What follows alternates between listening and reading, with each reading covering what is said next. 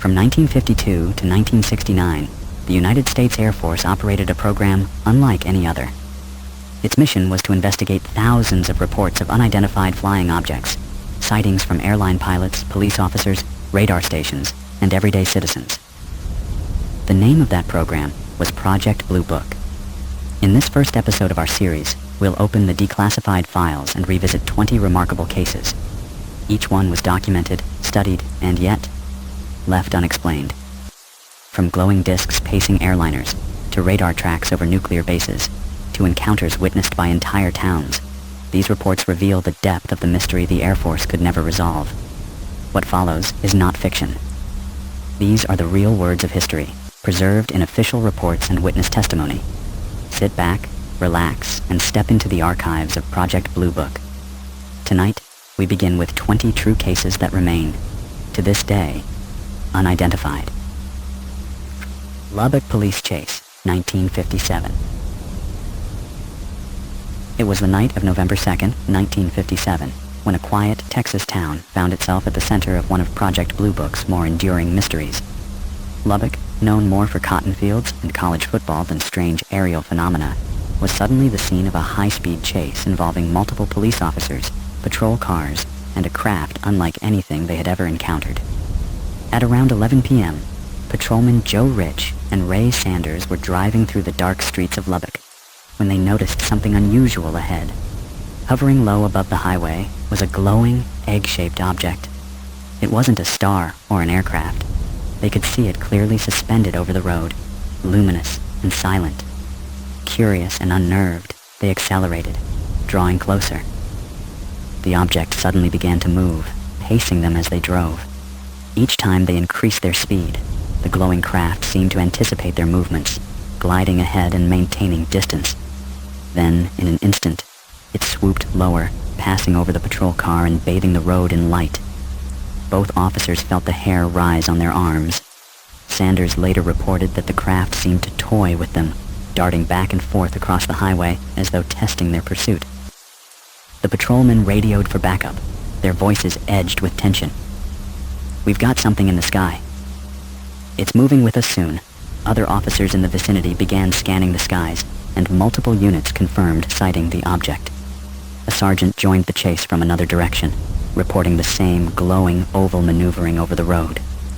The pursuit continued for several miles, sometimes at speeds approaching 80 miles per hour. Yet the object always stayed just out of reach, silent, glowing, and eerily steady. When they attempted to cut it off, it shot upward suddenly, vanishing against the night sky before returning moments later to hover low once again. Witness testimony was consistent. Officers described an egg-shaped, luminous craft, roughly the size of a small car, glowing white with faint blue edges. It emitted no sound, no contrail, and no heat that could be felt from the ground. The way it moved defied conventional flight. It accelerated instantly, hovered without drift, and executed sharp changes in direction. Word spread quickly through the police network. Citizens also began phoning in reports of strange lights in the sky, confirming that it wasn't just the officers who had seen it. Some residents claimed the object had passed directly over their houses, casting a glow into their windows. By the early hours of the morning, the object had finally disappeared for good, vanishing into the western horizon. The officers, shaken but resolute, filed detailed reports of their pursuit. Their accounts matched one another closely, adding credibility to the case. Unlike a single civilian sighting, this was a coordinated event involving multiple patrol cars, trained observers, and corroborating civilian witnesses. The Air Force took notice. Project Blue Book dispatched investigators to interview the Lubbock officers. Their findings, preserved in the case files, revealed a familiar pattern of early UFO investigations. Thorough witness reports, followed by attempts to frame the phenomenon as a misidentification.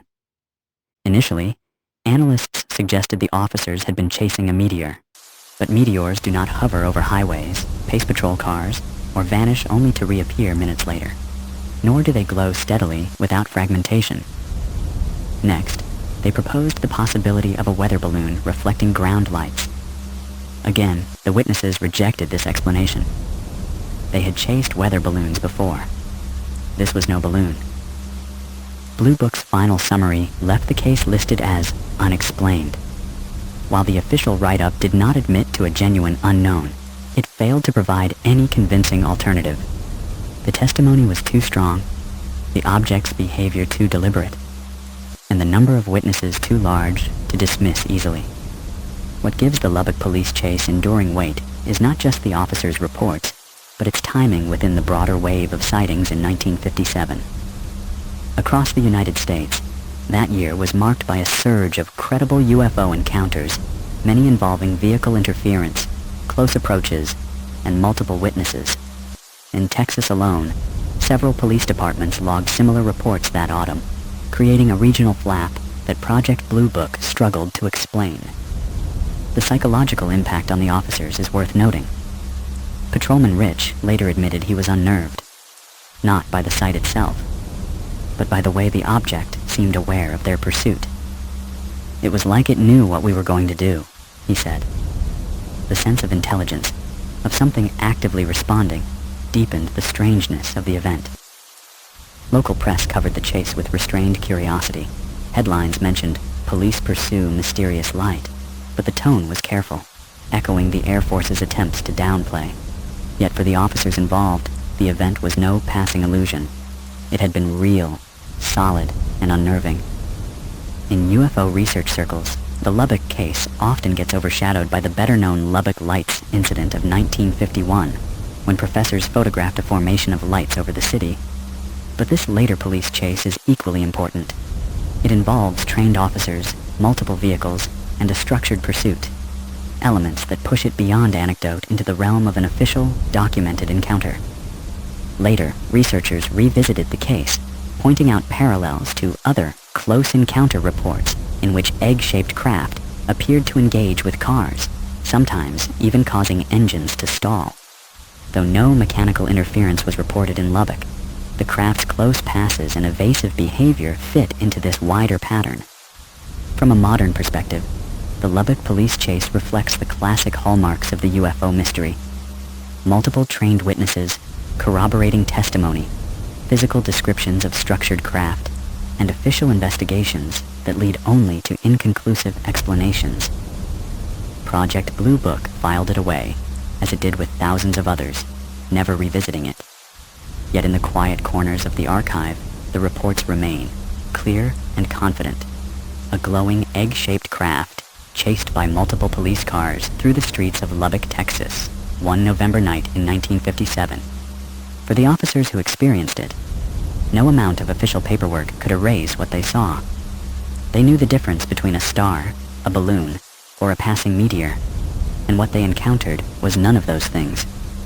It was something else, something still unexplained more than 65 years later. Minot Air Force Base. Radar. Visual. 1968.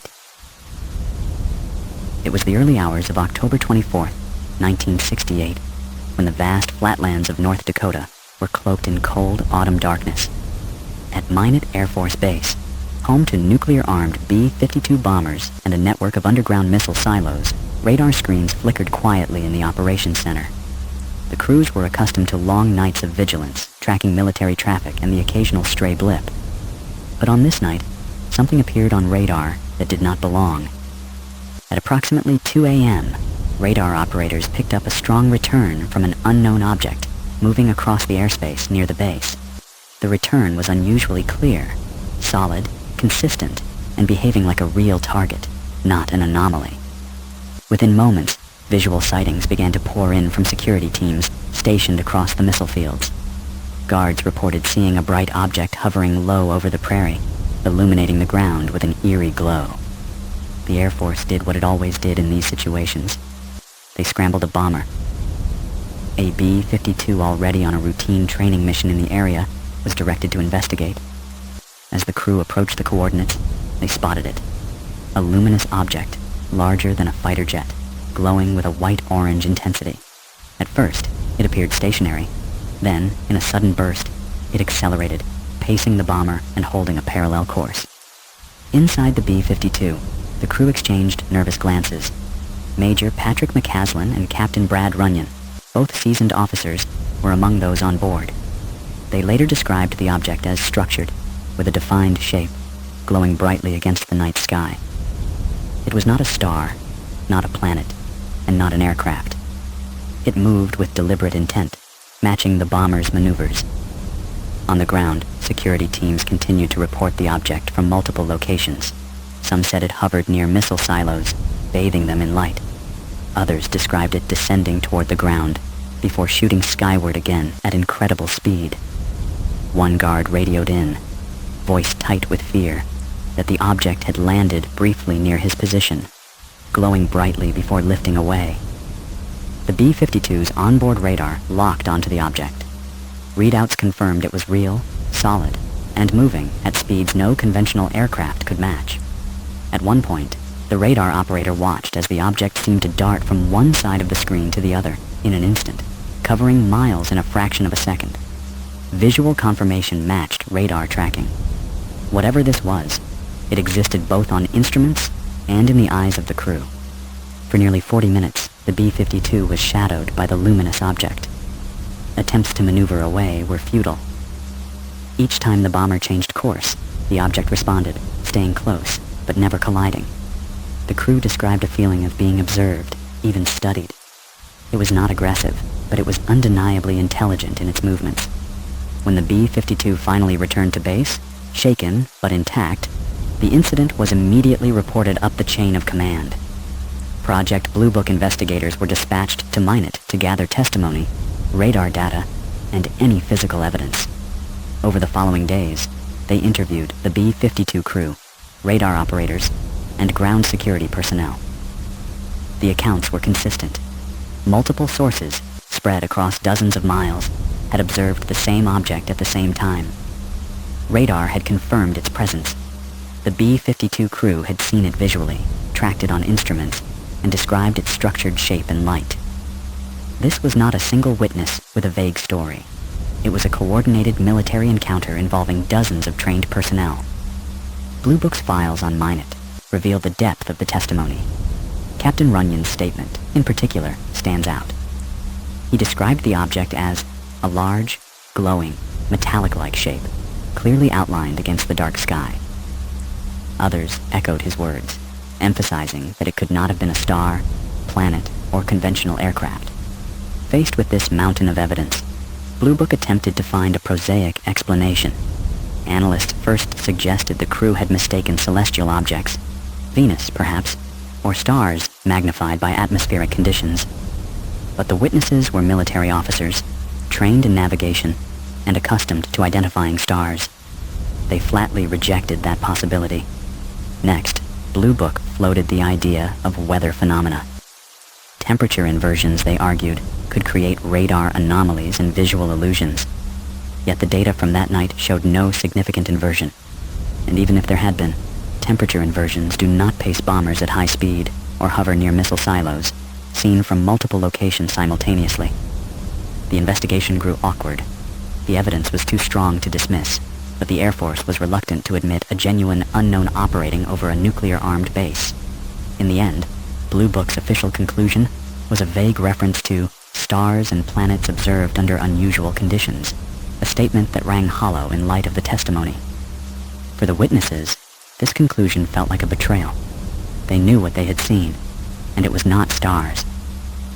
Years later, some spoke openly about their frustration. Major McCaslin said he never accepted the official explanation. To him, the encounter was clear evidence of something beyond human technology.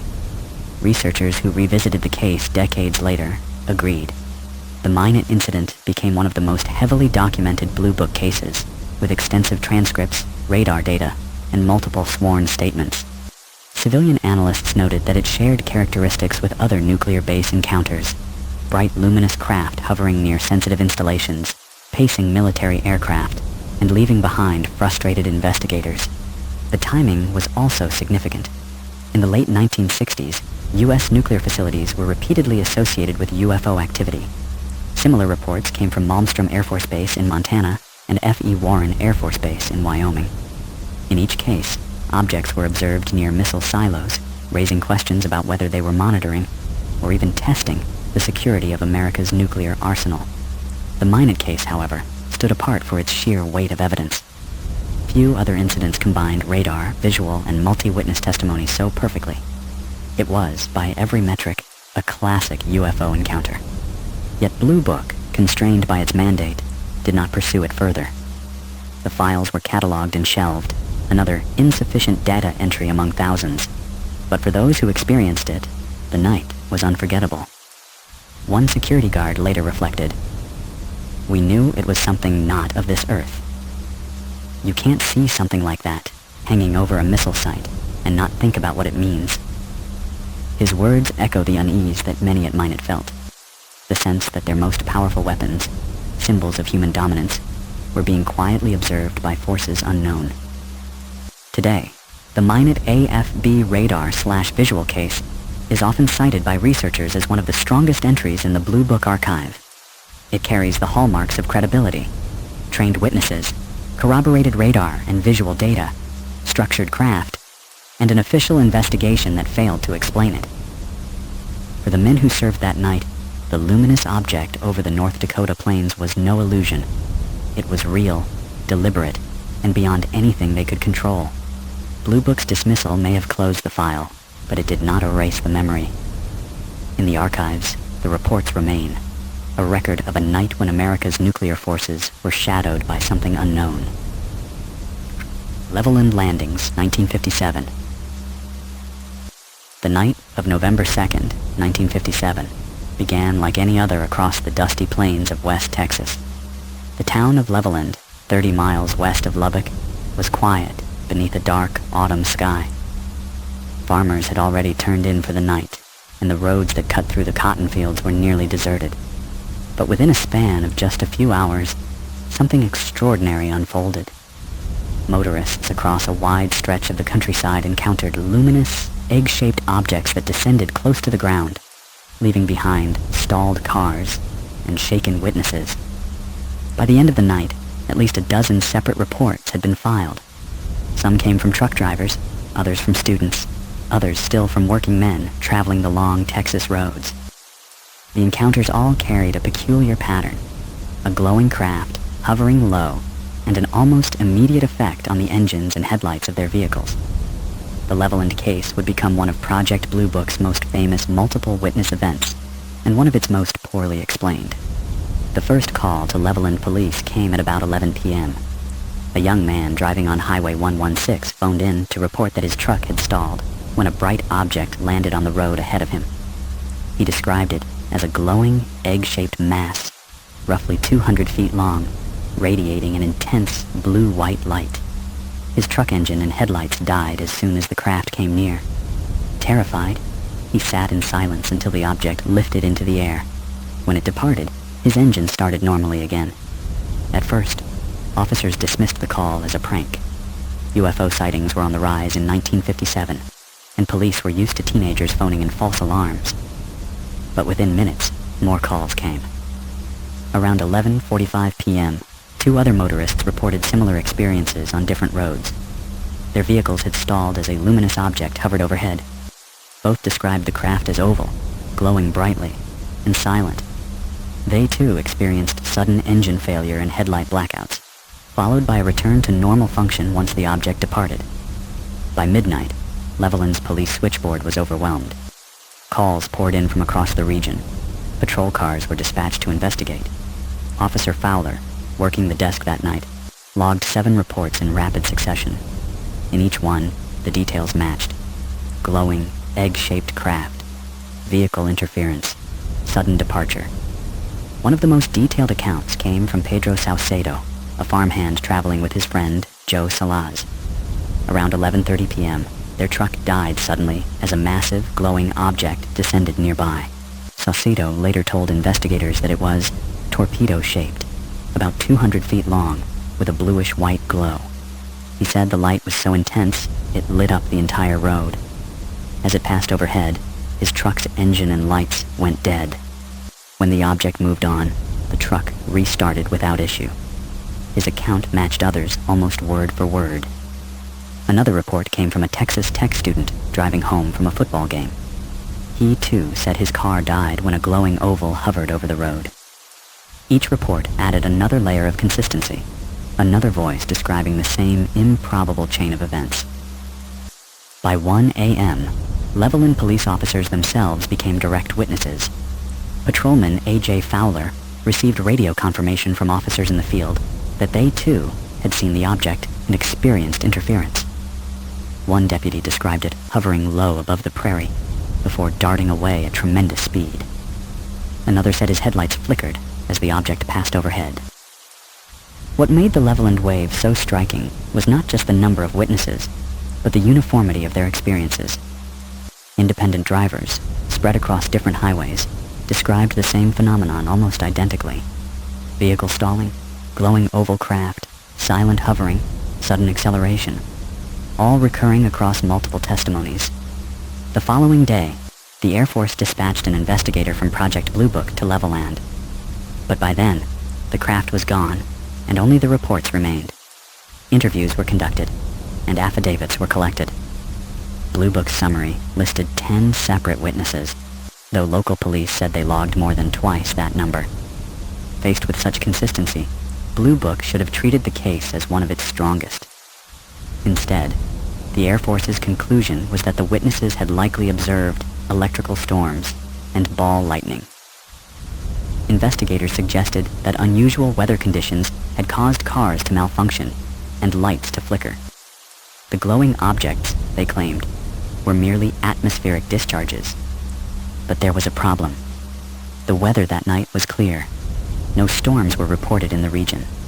Ball lightning, while a known phenomenon, is rare and transient, lasting seconds, not the prolonged minutes witnesses described.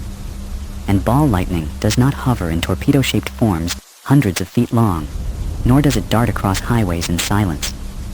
The Air Force explanation seemed implausible even at the time. Witnesses were angered by the dismissal.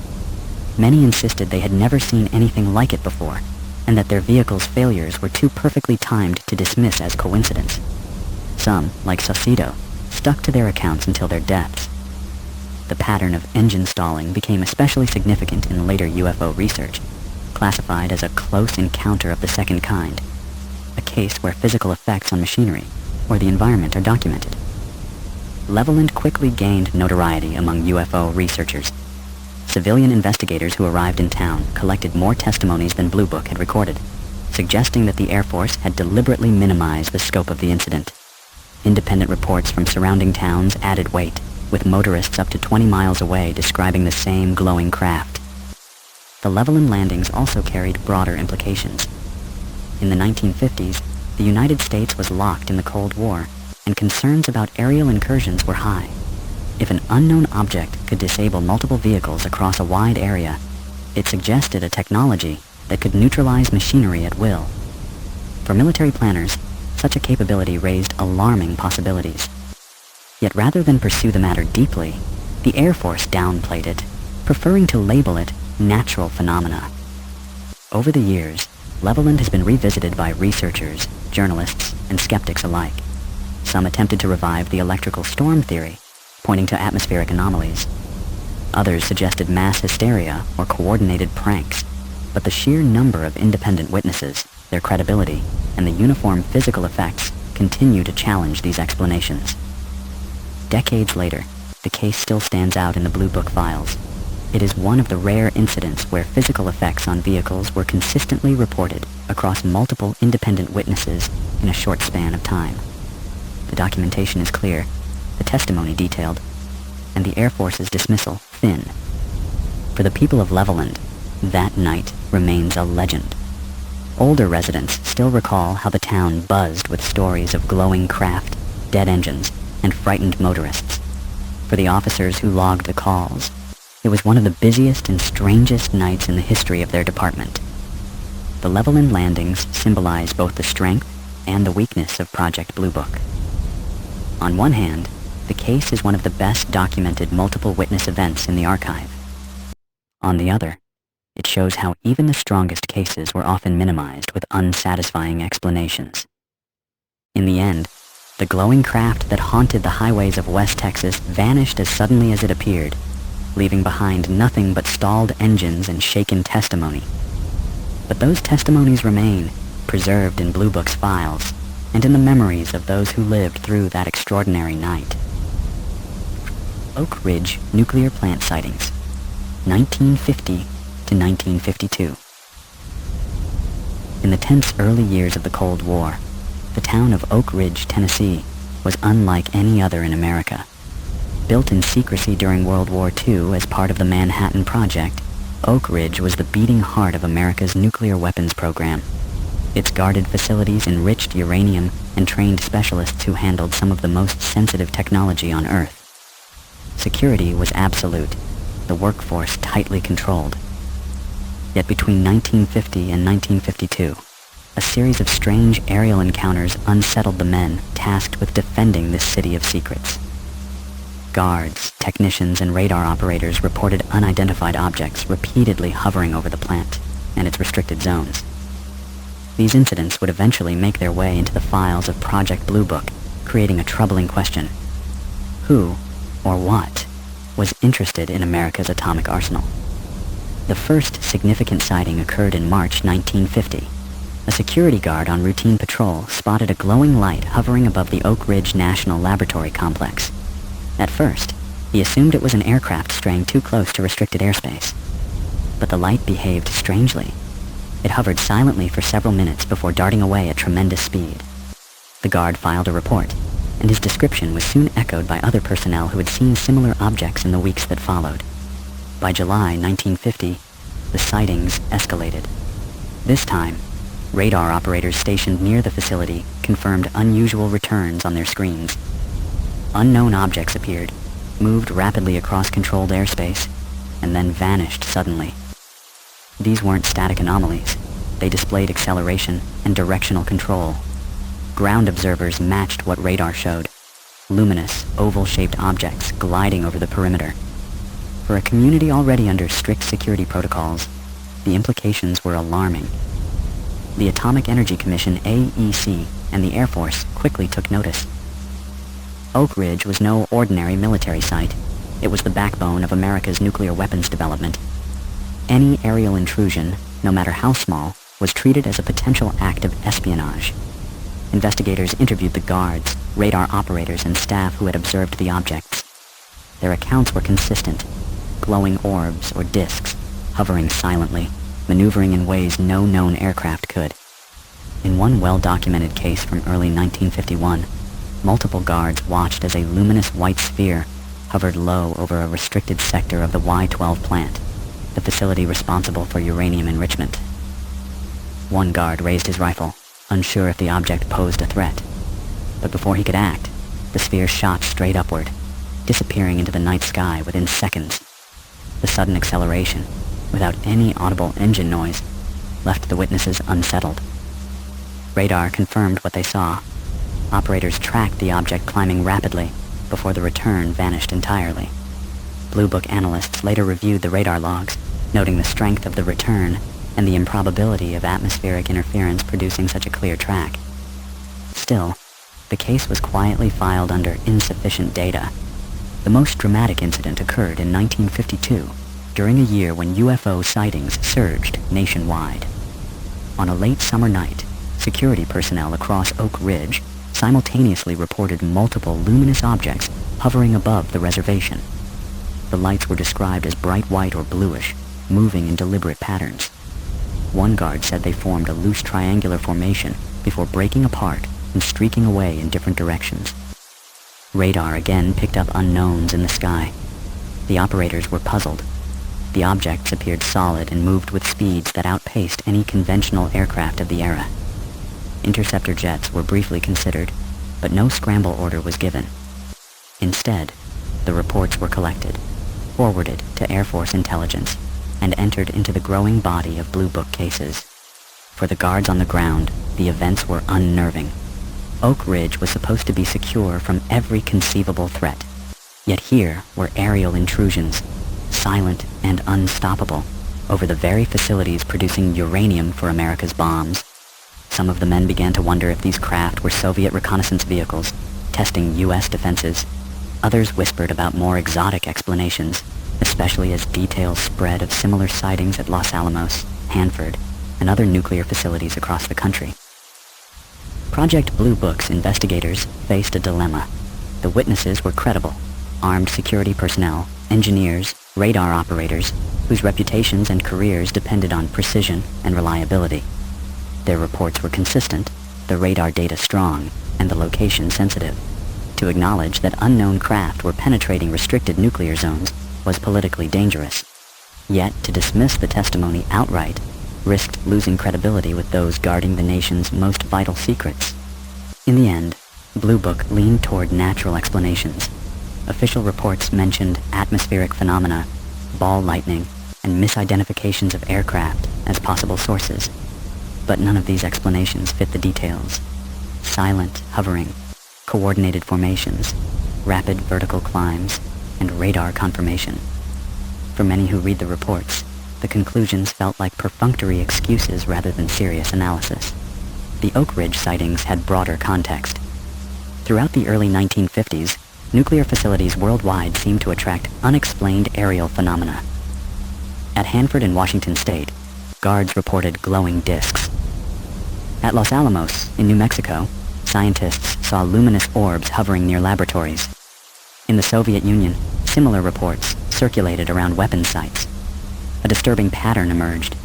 Wherever humanity concentrated its nuclear power, unidentified objects seemed to appear. In Oak Ridge, the whispers continued long after the Air Force filed its reports. Guards told new recruits about the nights when glowing spheres drifted silently above the compounds.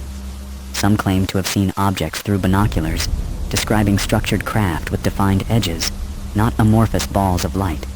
Others said they felt an almost electric charge in the air during the encounters, as though the atmosphere itself was altered.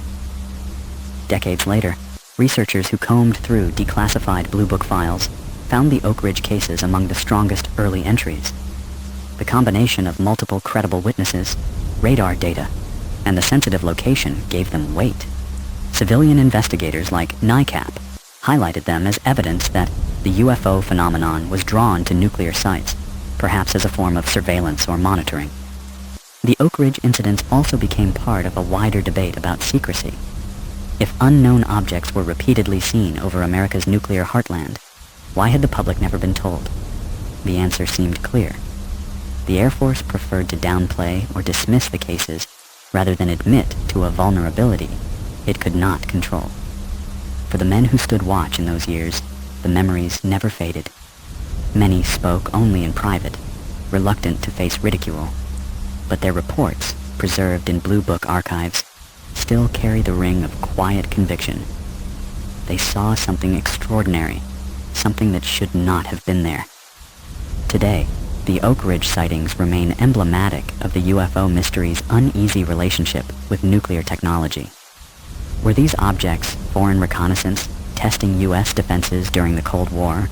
Or were they something more enigmatic, drawn to the very places where humanity had harnessed the power of the atom? Project Blue Book never answered those questions. Its investigators cataloged the reports, offered thin explanations, and moved on. But in the shadows of America's most sensitive installations, the luminous visitors of 1950 to 1952 left behind a legacy that still unsettles. Rapid City Sighting, 1953. By the early 1950s, South Dakota was dotted with Air Force facilities that formed part of America's growing Cold War shield. Strategic Air Command bombers flew regularly from Ellsworth Air Force Base near Rapid City, while radar sites across the Great Plains kept watch for intruders from the north. On the night of August 12, 1953, those defenses would be put to the test by a visitor that defied identification, an incident that remains one of the strongest unknowns in the Project Blue Book files. It began just after 8 p.m., when radar operators at Ellsworth detected an uncorrelated target moving toward their airspace. The return was strong and clear, not a ghost echo or instrument glitch. At first, controllers assumed it was an incoming military flight, but when they checked, no such traffic was scheduled. The object was moving at a steady speed of about 600 miles per hour, fast, but not beyond jet performance. What made it unusual was its abrupt changes in altitude. The blip would climb thousands of feet in seconds, then drop again, all while maintaining steady horizontal speed. As controllers tracked the object, ground observers around Rapid City began reporting a bright light in the sky. Witnesses described a glowing white object, larger and more luminous than a star, moving with unusual agility. Its motions matched what radar was recording: rapid climbs, sudden descents, and sharp turns. The order was given: scramble an interceptor. An F-84 Thunderjet took off from Ellsworth, guided toward the unknown by ground control. The pilot, Captain Dan Heller, was a seasoned flyer with years of combat experience. As he climbed, he spotted the object himself. It appeared as a brilliant white light, brighter than any aircraft beacon, moving with deliberate control. Heller attempted to close distance, but each time he approached, the object accelerated away. On radar, controllers watched the chase unfold, the F-84 and the unknown maneuvering across the screen. The pilot reported the same. Every time he thought he was closing in, the object pulled ahead effortlessly. After several minutes, Heller broke off the chase, his fuel running low, but the object did not leave. Instead, it returned to hover near Ellsworth, as though waiting. Controllers, now deeply concerned, scrambled a second interceptor. This time, it was an F-94 Starfire, equipped with airborne radar. The F-94 crew soon locked onto the unknown. They confirmed a solid radar return at the same position as the visual sighting. The pilot described the object as a brilliant light, maneuvering with intelligence. He attempted to engage, but once again the target accelerated away at tremendous speed, climbing vertically and vanishing into the night sky. Back at Ellsworth, the radar screens went blank. The object had disappeared completely. Controllers logged the incident in detail, noting the multiple visual sightings, radar confirmation, and attempted interception. In the hours that followed, personnel across the base discussed the event. Many had seen the light themselves. Others had watched the radar scope. The consensus was clear. Something real, structured, and beyond conventional aircraft had been in their skies. Project Blue Book quickly dispatched investigators. They interviewed radar operators, pilots, and ground witnesses. The testimony was consistent. A luminous object, tracked on radar and visually confirmed, maneuvering in ways no known craft could perform. Blue Book analysts considered explanations. Could it have been a meteor? No. Meteors do not hover, pace jets, or appear on radar for extended periods. Could it have been a balloon? Balloons drift. They do not accelerate vertically out of radar range. Could it have been a misidentified star? Not when multiple trained pilots chased it and radar locked onto it. The official conclusion was unidentified. The Rapid City case stands out because of the convergence of data. It was not just a radar sighting or just a visual sighting, it was both, supported by multiple witnesses, including military pilots. It involved attempted interception, with the unknown clearly responding to pursuit. It lasted nearly 2 hours, providing ample opportunity for observation. Civilian researchers later hailed it as one of the best documented cases of the early 1950s. NICAP placed it alongside Washington, D.C., 1952, and Haneda, 1952, as prime examples of radar visual encounters.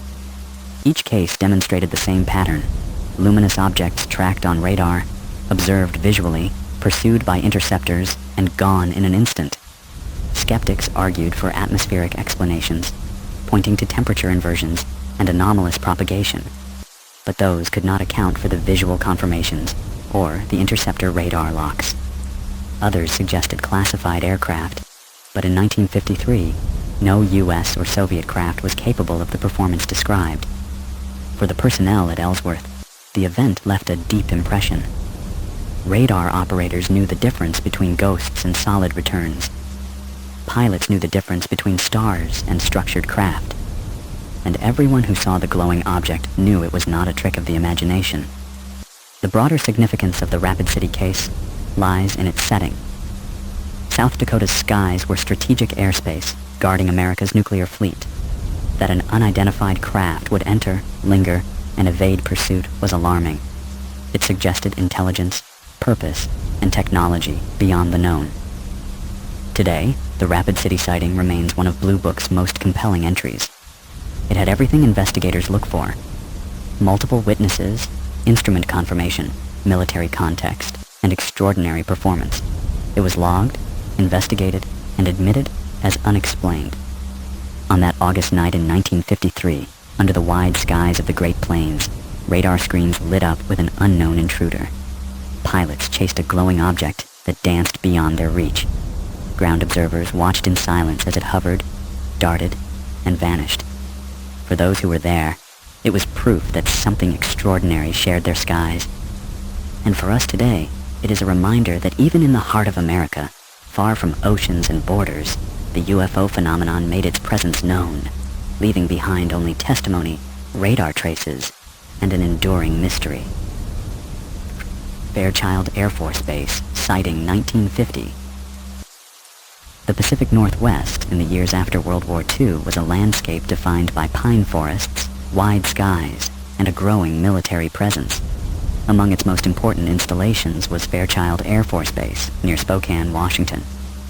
Established as a bomber and training hub, Fairchild played a key role in America's emerging nuclear strategy. It was also the site of one of the more intriguing UFO encounters of the early 1950s, a case that would be entered into Project Blue Book with a mixture of astonishment and unease. The incident occurred in the late evening of July 20th, 1950. At Fairchild, a group of airmen on duty near the flight line were conducting routine checks on parked aircraft. The sky was clear, the base quiet. Then, just after 10 p.m., a strange light appeared above the horizon to the west.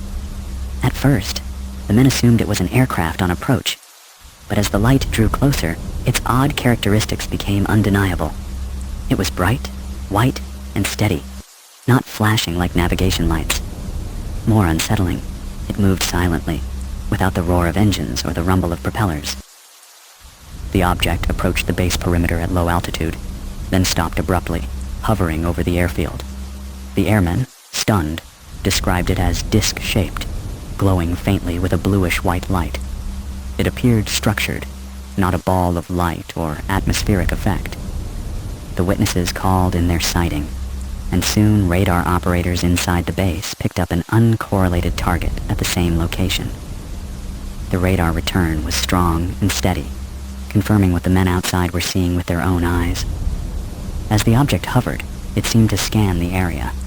One airman later reported that the glow intensified, as though the craft were projecting light downward. Several described feeling a prickling sensation on their skin, as if exposed to static electricity. The silence was unnerving. No sound, no exhaust. Nothing but the hovering disk over one of America's most sensitive bomber bases. The base scrambled an interceptor.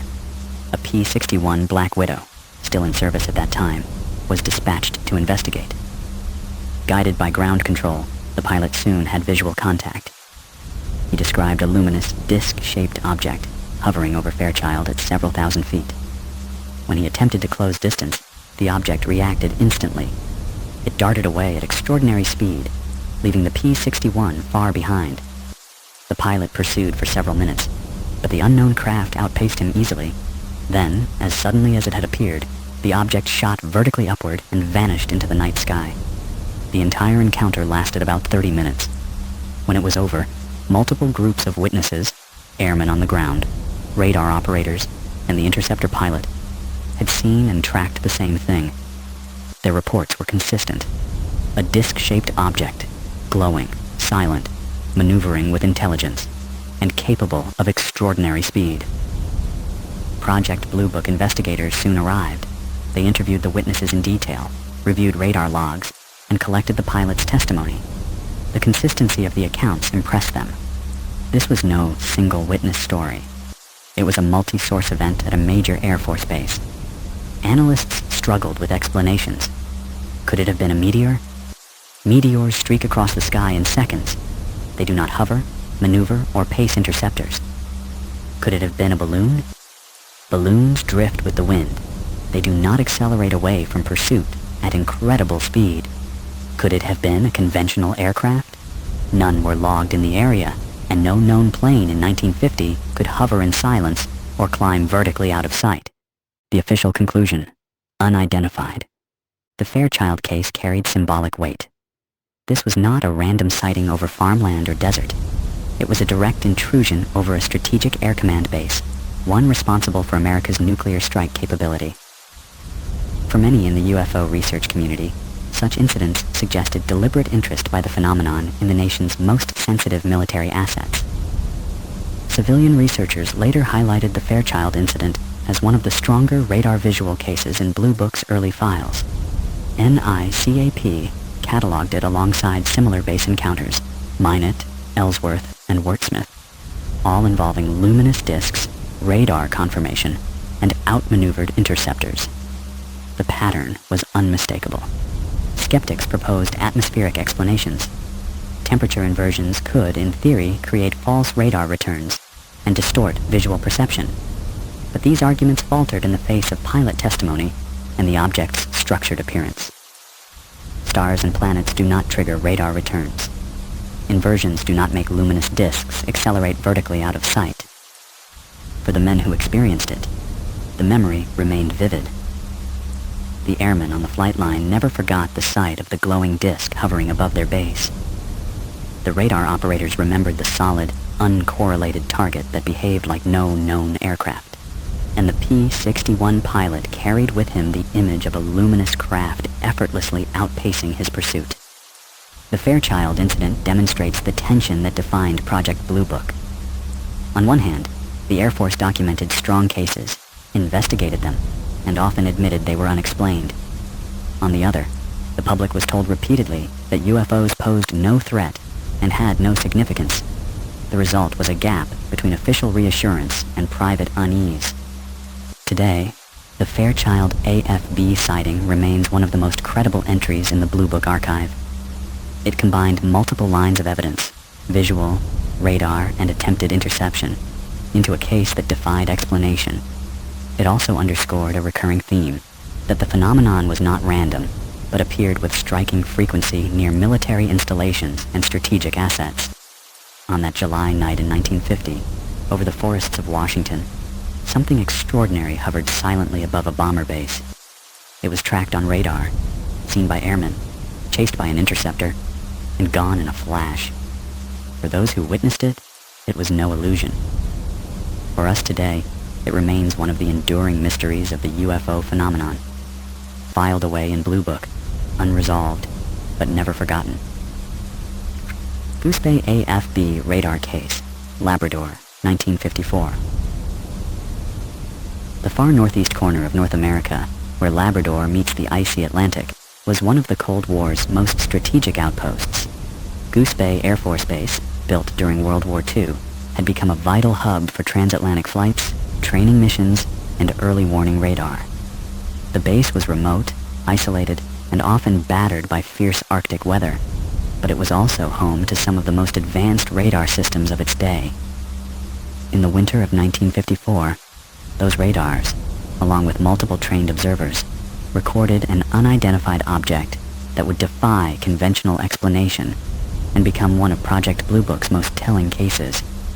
The incident began late on the night of March 10th, 1954. Inside the Radar Operations Center at Goose Bay, controllers were scanning the northern approaches when a solid, uncorrelated target appeared on their scopes. The blip was strong, steady, and moving at a speed well beyond conventional aircraft. The operators, experienced in filtering out false returns, immediately recognized it as unusual. The target approached from the northeast, tracking across the Labrador coast. At times, it slowed to near hover, then accelerated again, climbing and descending in ways no known aircraft could manage. Controllers logged its movements carefully, noting that it repeatedly defied expectations of both speed and altitude changes.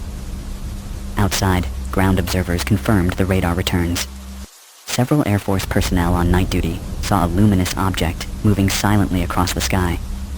Described as round and glowing white with a faint greenish hue, the object was visible for several minutes, maneuvering over the base perimeter before moving inland. The report was relayed to command, and soon an interceptor was scrambled. A CF-100 Canuck jet, flown by the Royal Canadian Air Force but operating in coordination with U.S. crews at Goose Bay, took off into the frigid night. Guided by radar, the jet closed on the unknown target. For several minutes, the Interceptor's radar locked onto it, confirming the ground returns. The pilot also saw it visually. A glowing object, disc-like in appearance, maneuvering effortlessly ahead of him. Each time he tried to close distance, the object accelerated away. At one point, it shot vertically upward, vanishing from radar before reappearing miles away seconds later. The pilot, a seasoned flyer accustomed to intercepting high-speed jets, later admitted he had never seen anything move like it. The chase lasted nearly 20 minutes. Then, just as suddenly as it had appeared, the object vanished completely, gone from both sight and radar, leaving only the logs and the astonished testimony of those who had tracked it. Back on the ground, the pilot filed a report that matched what the radar operators and ground witnesses had already described.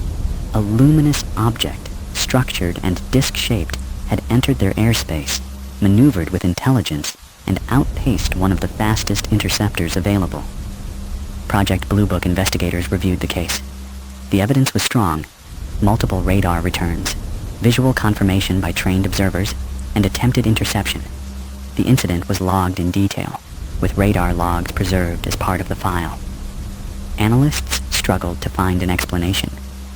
Could the radar returns have been caused by anomalous propagation, a common explanation in Blue Book reports? Perhaps, but that would not account for the visual sightings by ground observers and the pilot, nor the interceptor's radar lock-on. Could it have been a meteor? Meteors flash across the sky in seconds. They do not hover, dart, and reappear. Could it have been a Soviet aircraft? In 1954, no known jet, Soviet or American, was capable of the speeds, vertical climbs, or instantaneous course changes described. Ultimately, Blue Book filed the case as unidentified. For Goose Bay personnel, the encounter was deeply unsettling. The base existed to defend against intruders, yet here was one they could not catch or explain. It had entered their airspace, been tracked on their most advanced radars, chased by their jets, and simply vanished. The incident was not isolated. Throughout the 1950s and 1960s, northern bases like Goose Bay, Thule in Greenland, and Frobisher Bay in the Arctic reported similar intrusions. Luminous disks, tracked on radar and confirmed visually, appeared repeatedly over strategic installations. The pattern was unmistakable. The phenomenon seemed drawn to early warning radar sites and nuclear-capable bases, as if monitoring humanity's growing military reach into the Arctic frontier. Civilian researchers later highlighted the Goose Bay case as one of Blue Book's strongest radar visual entries. NICAP and other organizations emphasized its multiple sources of confirmation: radar, visual, and pilot testimony, all consistent and credible.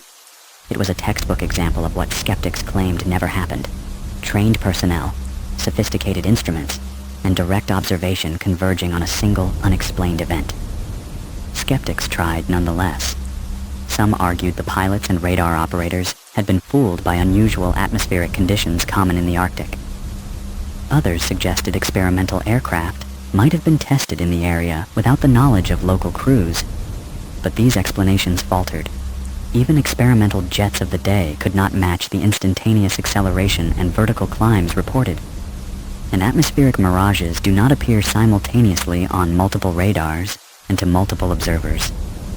For the men at Goose Bay that night, the memory was sharp. The radar operators recalled the solid, erratic blip that defied their instruments. Ground observers remembered the eerie glow above the frozen landscape. And the interceptor pilot never forgot the sight of a disc-shaped craft outpacing his jet with ease. The broader significance of the case lies in its demonstration of a recurring pattern: the phenomenon's interest in strategic, often nuclear-related sites. Goose Bay was not just a remote outpost. It was a linchpin in the Cold War defense network, monitoring the Arctic approaches for potential Soviet incursions. That such an object would appear there, tracked and chased, raises questions about its intent. For Project Blue Book, it was another strong case filed away without resolution. For historians and researchers today, it stands as one of the clearest examples of a genuine unknown in the UFO archives. On that cold March night in 1954, beneath the auroras and the endless stars, the personnel of Goose Bay Air Force Base witnessed something extraordinary. A luminous intruder that hovered, darted, and vanished, leaving only testimony and radar traces behind. For them, it was undeniable.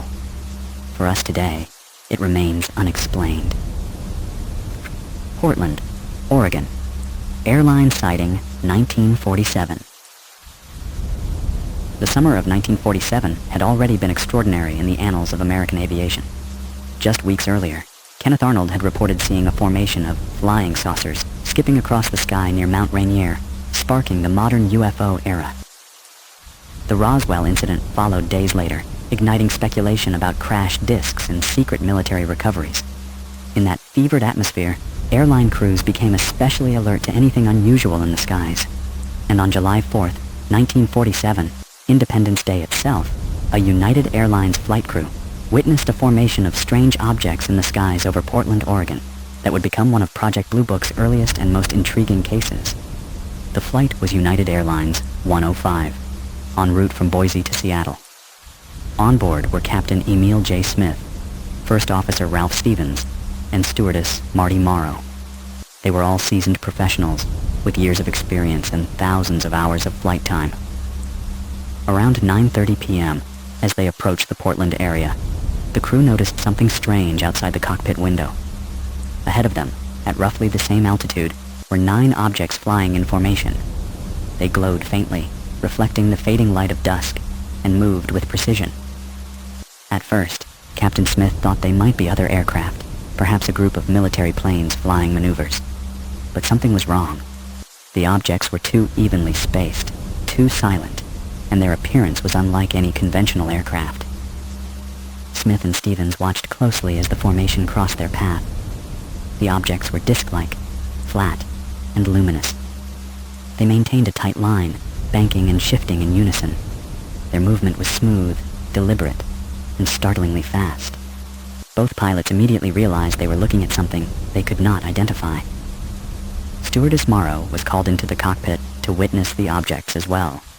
She confirmed what the pilots saw, a formation of glowing, saucer-shaped craft, flying at an estimated speed well beyond that of conventional airplanes. For several minutes the crew observed them, noting their altitude, speed, and course. Then, just as suddenly as they had appeared, the objects faded into the distance, vanishing against the horizon. Upon landing, Captain Smith wasted no time filing a report. His account was clear, professional, and measured. He described 9 unidentified objects, flying in formation, with a shape and motion inconsistent with any known aircraft. Importantly, both his first officer and stewardess corroborated the sighting. The fact that multiple crew members had seen the same thing eliminated the possibility of an individual illusion or misinterpretation. The Air Force, newly tasked with investigating such reports under Project Sign, which would later evolve into Project Blue Book, took the case seriously. Investigators interviewed Smith and his crew in detail. Their testimony was consistent, precise, and devoid of exaggeration. These were not excitable amateurs. They were airline professionals accustomed to identifying planes, atmospheric conditions, and astronomical objects. At first, the Air Force sought conventional explanations. Could the crew have seen reflections from the ground, or perhaps a flight of military aircraft? Yet no known formations were operating in that area at the time. The descriptions did not match standard aircraft silhouettes, and the silence of the objects ruled out engines. Astronomical explanations also failed. These were not stars or planets, as they were seen moving across the sky at high speed, holding tight formation. The official file eventually classified the Portland Airline sighting as unidentified for the Air Force. It was an inconvenient case so soon after Arnold's famous report. Together, the two sightings painted a picture of multiple, credible witnesses describing formations of disc-shaped craft flying at extraordinary speed. For Captain Smith, the experience was unforgettable. In later years, he remained firm in his conviction that he had seen genuine structured craft of unknown origin. He rejected explanations that reduced the sighting to meteors, birds, or illusions. "We saw them," he insisted. "They were real, and they were solid." The Portland sighting carried extra weight because it came from airline pilots, professionals whose reputations depended on accuracy and calm judgment. In 1947, Commercial aviation was still establishing its place in American life. The public trusted airline pilots as the epitome of reliable witnesses, and their testimony carried more authority than that of ordinary citizens. In the broader context, the Portland sighting was part of a wave that swept the United States in the summer of 1947. Kenneth Arnold's flying saucers near Mount Rainier had opened the floodgates. Within days, dozens of similar reports emerged across the country, describing disc-shaped objects moving at high speed. The United Airlines crew's account added a layer of professional credibility that could not be ignored. Researchers later noted striking similarities between Arnold's report and the Portland sighting. Both involved multiple luminous discs, flying in formation, moving with speeds estimated at over 1,000 miles per hour. Both occurred in the Pacific Northwest within days of each other, and both came from highly credible observers. Arnold, a respected businessman and pilot, and Smith, a veteran airline captain. For Project Sign and later Blue Book, such cases were deeply troubling. They could not be dismissed as hoaxes or misidentifications by untrained eyes. They were solid, consistent reports from individuals whose livelihoods depended on accurate observation. The Portland case, in particular, suggested that the skies over the U.S. were being traversed by unknown craft, seen by professionals, yet unacknowledged by authorities. Decades later, researchers continued to revisit the Portland sighting. Some skeptics attempted to explain it as reflections from city lights or high-altitude aircraft, but these theories failed under scrutiny. The behavior of the objects, their formation, speed, and disc-like shape, simply did not fit. Others suggested meteors, but meteors do not fly in formation or maintain level flight paths. The case also attracted attention because of its timing, July 4th, 1947. On the very day Americans celebrated independence, a crew of airline professionals reported seeing 9 disc-shaped objects crossing the skies of Oregon. To some, the symbolism was striking, a reminder that human independence might be dwarfed by forces beyond our comprehension. For UFO historians, the Portland sighting remains one of the early pillars of the phenomenon. It came at a time when the Air Force was just beginning to grapple with the flood of reports that would define the coming decades. It highlighted the credibility of airline crews as witnesses and underscored the inadequacy of conventional explanations. In the end, the Portland sighting was filed away in the Blue Book archives, another unidentified among hundreds. But its significance endures. It stands as an early, credible case that helped establish the seriousness of the UFO phenomenon in the modern era. For Captain Smith, First Officer Stevens, and Stewardess Morrow, that night over Oregon was more than just another flight. It was a moment when the familiar routines of aviation collided with the unknown. Their testimony, preserved in official records, remains a quiet but powerful reminder. Sometimes, even the most experienced eyes see things that defy explanation. And on that Independence Day in 1947, as fireworks lit up the ground below, something extraordinary moved silently through the skies above. South Dakota. Car chase, 1953. The Great Plains of South Dakota stretch endlessly.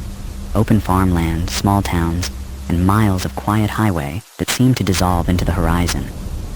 On the night of August 5th, 1953, that wide emptiness became the stage for one of Project Blue Book's strangest official cases.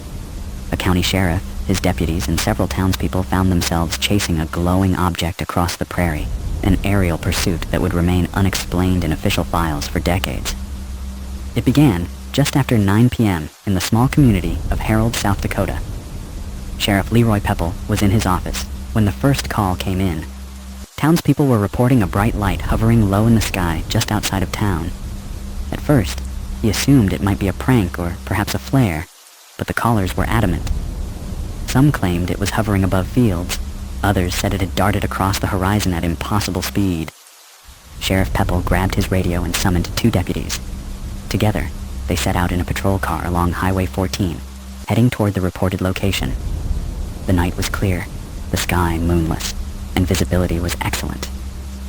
After just a few miles, they saw it themselves, a brilliant, glowing object hovering low above the prairie. At first, it appeared to be a white, oval-shaped light about the size of a car, suspended silently in the air. It was too low to be a star, and too bright to be an aircraft's landing light. As they drew closer, the object began to move, sliding across the sky, maintaining a steady altitude, and then suddenly accelerating with astonishing speed. The officers gave chase. The patrol car roared down the empty highway, lights flashing, siren wailing. But no matter how fast they drove, the object kept pace, hovering just ahead of them as if teasing the pursuit.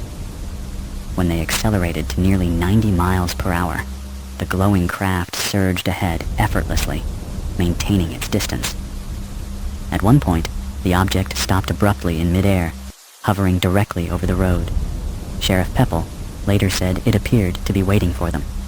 As the patrol car approached, the object shot vertically upward in complete silence, vanishing into the night sky before reappearing moments later, farther down the road. By now, other deputies and townspeople had joined the chase. From different vantage points, they all described the same thing: a luminous, oval-shaped object darting across the prairie with speed and precision no aircraft could match. Some said it glowed with a faint bluish halo. Others recalled its movements as jerky but purposeful, like a hummingbird hovering and darting in bursts. The pursuit lasted nearly an hour. The object would hover low, dart across the road, vanish upward, and then reappear miles away. At one point, it descended so low that the deputies said it illuminated the fields below, casting long shadows across the prairie grass.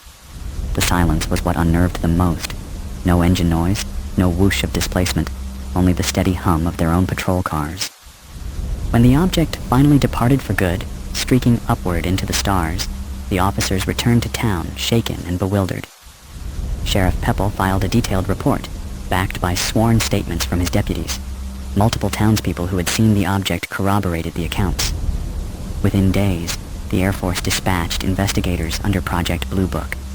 They interviewed the sheriff, deputies, and civilians, taking careful notes. The witnesses were consistent in their descriptions. A glowing oval or egg-shaped object, hovering silently, accelerating instantly, and moving in ways no conventional craft could. The Air Force faced a dilemma. These were not excitable teenagers or anonymous callers. These were sworn law officers, respected in their community, whose reputations depended on honesty. To accuse them of fabrication risked credibility, yet to admit that they had chased an unknown craft across the South Dakota prairie was politically untenable. In the end, Blue Book attempted to attribute the sighting to astronomical objects. Investigators suggested the officers had mistaken the planet Jupiter, or possibly bright stars distorted by atmospheric conditions, but the explanation collapsed under scrutiny. Planets do not hover low over highways, pace patrol cars at 90 miles per hour, or vanish vertically into the sky. The official file quietly listed the case as unidentified. For the officers, that label brought little comfort. They knew what they had seen, and it was not Jupiter. The South Dakota chase joined a growing list of vehicle pursuit cases in the 1950s. Across the country, police officers reported chasing glowing objects that hovered over roads, darted away, and seemed to play cat and mouse with pursuers. Levelland, Texas, would see its own famous wave of such encounters in 1957, but the Herald case in 1953 was among the first, setting a pattern that researchers would later classify as a distinct category of UFO behavior. The psychological impact on the witnesses was profound. Sheriff Pepple told colleagues he had never felt so powerless. Used to enforcing the law on the ground, he found himself chasing something beyond human control, something that seemed to anticipate his every move. His deputies admitted they felt both awe and fear, a sense of witnessing technology far beyond their own. Civilian researchers later highlighted the South Dakota case as one of Blue Book's stronger entries. The combination of multiple trained witnesses, corroborating civilian testimony, and the absurdity of the official explanation made it stand out. NICAP, the National Investigations Committee on Aerial Phenomena, cited the incident in its catalogs of unexplained cases, arguing that it demonstrated intelligent control and advanced capabilities. Skeptics continued to argue for atmospheric or psychological explanations, suggesting that perhaps the officers had misjudged distance and speed. But such arguments struggled against the consistency of the accounts. Multiple officers, spread across different roads, described the same object performing the same maneuvers. Their independent testimonies reinforced the core narrative. The broader context adds further intrigue. In 1953, the U.S. Air Force was under pressure. The Korean War had just ended, and the Cold War was intensifying. UFO reports were flooding in nationwide, straining the credibility of the Air Force's public reassurances. Cases like South Dakota's posed a particular problem, because they suggested that unknown craft were not only intruding into American airspace, but interacting directly with law enforcement officers. For Harold's residents, the chase became a story told and retold for years. Older locals remembered the night when their sheriff and deputies pursued something extraordinary across the prairie, only to be outmatched at every turn. The story became a quiet legend in the community, preserved in both official files and local memory. Today, the South Dakota car chase remains one of the more compelling entries in Project Blue Book's archive. It is not as famous as Roswell or Washington, D.C., 1952, but its details are sharp, its witnesses credible, and its official dismissal unconvincing. It embodies the pattern of Blue Book, strong cases filed away under weak explanations left for future generations to puzzle over. For Sheriff Pepple and his deputies, that night was no illusion. It was real, luminous, and intelligent. They chased it across miles of highway, only to watch it vanish into the stars. Their reports, preserved in the Air Force's files, remain as testimony. In August of 1953, the quiet prairie skies of South Dakota were home to something unknown, something that is yet to be explained. Redmond, Oregon radar/visual, 1959. On the morning of September 24th, 1959, the high desert town of Redmond, Oregon, woke under a crisp blue sky. The air was cool, visibility excellent, and nothing suggested that the day would bring anything out of the ordinary. Yet by mid-morning, Redmond's small municipal airport would become the center of one of Project Blue Book's most compelling radar visual UFO cases, an incident involving the Federal Aviation Administration, scrambled jets, and multiple confirmed observers. It began just after 9 a.m., when airport tower operators spotted a strange object hovering in the air above Redmond. At first glance, they thought it might be a private plane or helicopter lingering above the field. But as they trained binoculars on the object, they saw something entirely different. A luminous, metallic-like object, disc-shaped and unmoving against the clear sky. The tower chief, Charles Robertson, described it as about 40 feet in diameter, glowing with a silvery white sheen, and hovering at a steady altitude. It made no sound, emitted no contrail, and showed no obvious means of propulsion. It was unlike any conventional aircraft he had seen in years of service. Other FAA employees joined him, including linemen and mechanics working on the tarmac. All confirmed the same thing: a structured object, solid, luminous, and stationary. The sighting lasted several minutes, long enough for calls to go out to the Civil Aeronautics Administration regional office in Seattle. As the tower staff continued to observe, the object suddenly began to move. It shot straight upward, then stopped abruptly, hovering once again. Then, in a maneuver no conventional aircraft could match, it descended rapidly to a lower altitude before resuming a stationary hover. At the same time, radar operators at the FAA facility confirmed an unknown target on their screens, corresponding to the object's location. The radar return was strong, indicating a real, solid object, not a ghost echo or atmospheric anomaly. The correlation between visual observation and radar tracking gave the sighting exceptional credibility. With confirmation in hand, the FAA requested military assistance. Word quickly reached the Air Force, and within minutes, F-102 Delta Dart interceptors were scrambled from Portland Air Base. As the jets approached Redmond, the object hovered for a moment longer, then shot skyward at an extraordinary rate of speed. Witnesses described it vanishing vertically in seconds, leaving no trail. By the time the F-102s reached the area, the sky was empty.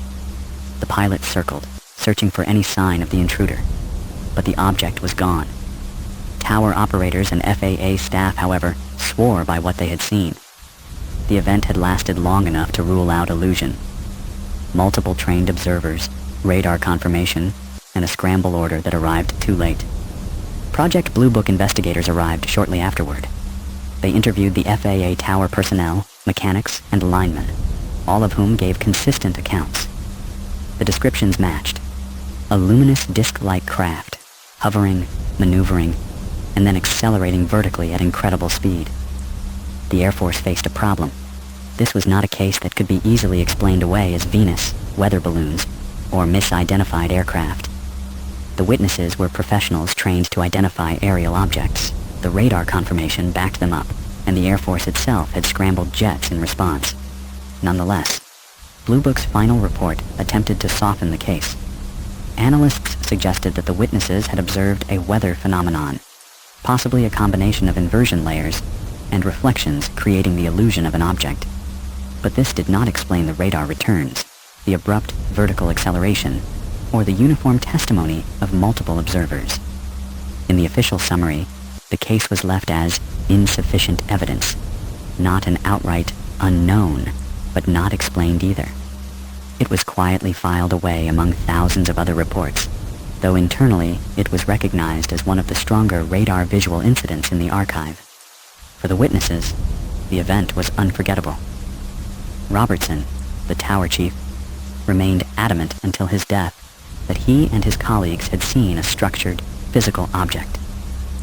"We knew what planes looked like, what balloons looked like, what weather could do," he said. This was none of those things. It was solid. It was real. Civilian UFO researchers later highlighted the Redmond case as a textbook example of a strong sighting. Multiple independent observers, radar confirmation, and attempted military interception. NICAP placed it among its top radar visual incidents, pointing out that Blue Book's dismissal seemed more concerned with calming public concern than with accurately reflecting the evidence. The timing also added to its weight. 1959 was a year of heightened UFO activity across the United States, with several military bases reporting intrusions by luminous objects. In the Pacific Northwest, multiple pilots and radar operators logged sightings of unidentified craft, many near sensitive military installations. The Redmond incident fit squarely into this broader pattern. For the Air Force, the implications were troubling. If unknown craft could hover over municipal airports, tracked on radar, and vanish before interceptors arrived, it meant American airspace was vulnerable in ways officials did not want to admit. The safest course was to downplay, minimize, and file away. But the witnesses never forgot. FAA personnel who were present that morning continued to tell their story in the years that followed, their testimony consistent and unwavering. For them, it was not just a story of a strange light in the sky. It was a moment of confrontation with something unknown, something beyond their understanding. Today, the Redmond radar visual case remains one of Project Blue Book's strongest entries. It combines all the elements skeptics often demand: multiple trained witnesses, instrument confirmation, physical descriptions, and attempted military response. Yet it was still quietly set aside, lost among the thousands of reports in the archives. Looking back, the Redmond incident serves as a reminder of how many strong cases Blue Book minimized.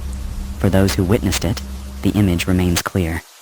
A luminous disk hovering over Oregon, defying the known laws of flight, before vanishing into the sky beyond the reach of even the fastest interceptors. And for us today, it remains a fragment of history preserved in testimony and official files, pointing to the possibility that in 1959, over a quiet Oregon town, the skies revealed something we still cannot explain. Amarillo Jet Intercept, 1952. The summer of 1952 was a turbulent one for the United States Air Force. Across the country, unidentified flying objects were being reported at unprecedented levels. Newspapers carried daily stories of strange lights, radar contacts, and pilot encounters. Washington, D.C., had just seen a rash of sightings in July that sent interceptors scrambling and radar screens lighting up. Against this backdrop, on July 3, 1952, a quiet Texas night near Amarillo, became the stage for yet another extraordinary incident, one that Project Blue Book would later file, but never convincingly explain. It began just before midnight, when radar operators monitoring the skies near Amarillo picked up an unusual return. At first, it appeared as an ordinary blip, but its speed and trajectory quickly marked it as anomalous.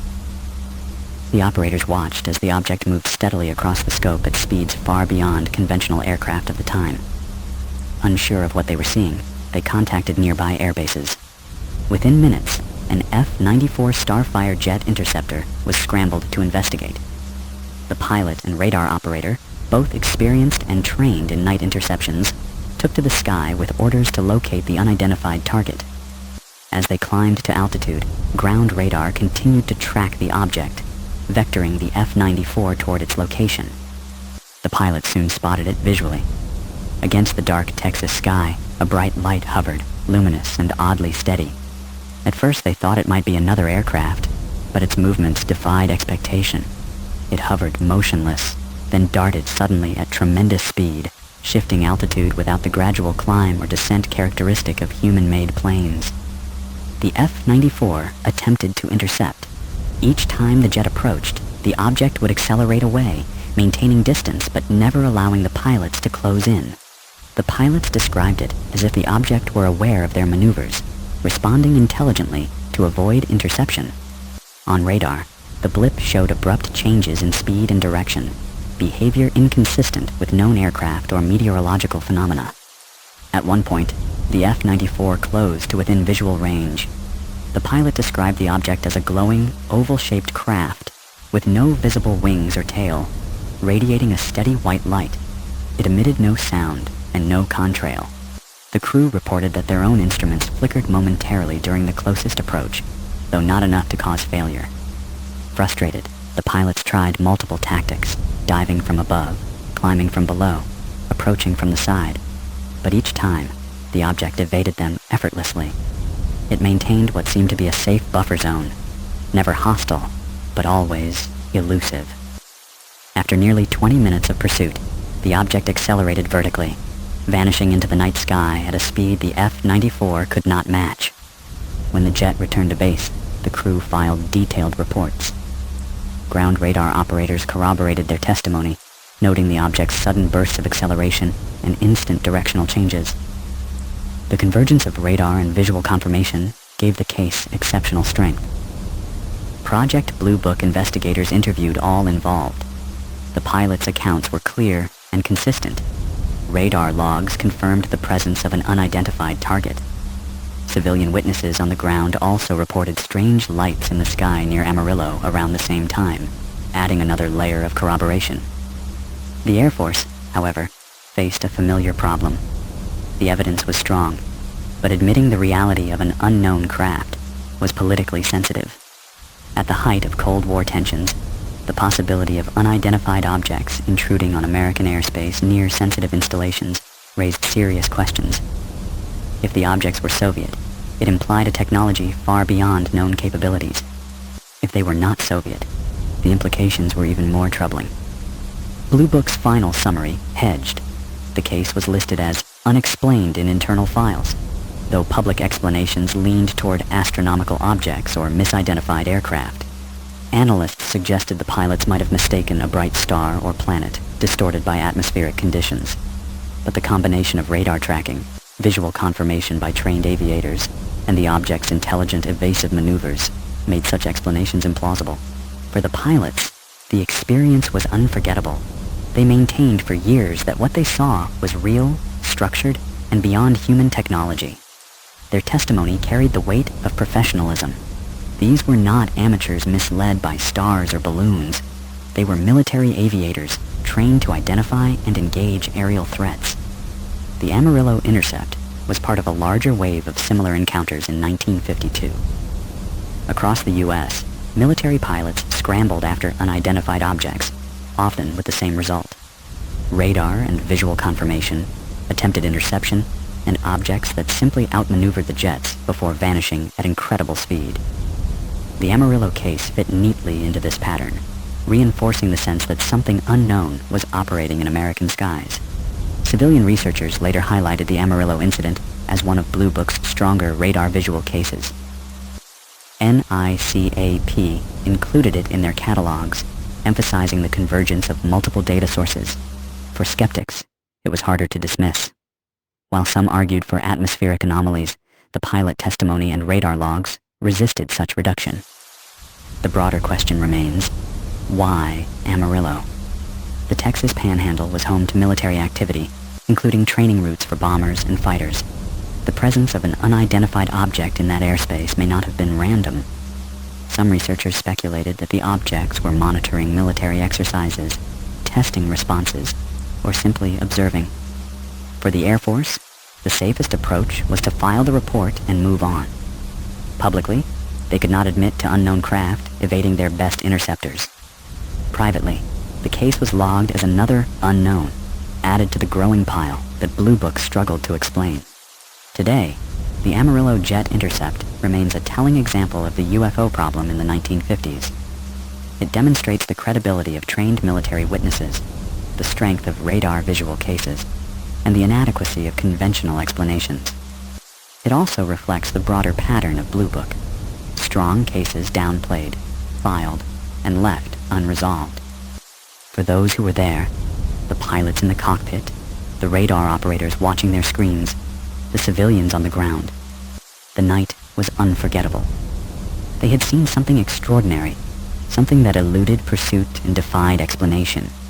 And in the quiet skies over the Texas Panhandle, on July 3rd, 1952, the Air Force came face to face with an object it could not catch, could not explain, and could not acknowledge. Great Falls Airport Radar Case, 1950. On an autumn evening in October 1950, the skies above Great Falls, Montana, were clear and quiet. The town, already known for its nearby airbase and strategic importance in the early Cold War, was no stranger to the drone of military and civilian aircraft. But on this night, air traffic controllers at the small Great Falls Airport encountered something that was not in their flight schedules, not on their approach logs, and not in their expectations. What they saw, both with their eyes and on their radar screens, would become one of Project Blue Book's quietly unsettling, unexplained entries. It began with a routine shift in the airport tower. Controllers were scanning the skies as a civilian flight prepared to approach. Then, without warning, a radar operator reported an unknown return on his screen. It was strong, steady, and positioned in airspace where no known aircraft should have been. Almost simultaneously, one of the tower observers spotted a bright light hovering in the sky to the north of the field. The object appeared to be luminous, a white or silver glow against the dark backdrop. It did not resemble a star or planet, because it hovered low, within the airspace usually occupied by incoming flights. It also maneuvered in ways that no celestial object could, drifting slowly, then stopping, before moving again in a different direction.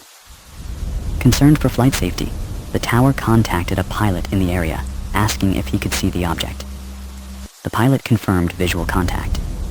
He described it as a bright round light, larger than a star, that appeared to be hovering at altitude. His account matched what the tower staff were seeing. The controllers continued to watch as the object began moving more dynamically. It would accelerate, then halt abruptly, as if under deliberate control. On radar, its return mirrored these movements. The blip moved across the screen with bursts of speed, then vanished momentarily before reappearing. The radar operators were puzzled. Normal aircraft produce predictable patterns, but this object moved irregularly, almost playfully, as if evading. As minutes turned into nearly half an hour, multiple witnesses confirmed the sighting. FAA tower staff, radar operators, and at least one civilian pilot all reported the same luminous object. With the situation unresolved, the Air Force was notified.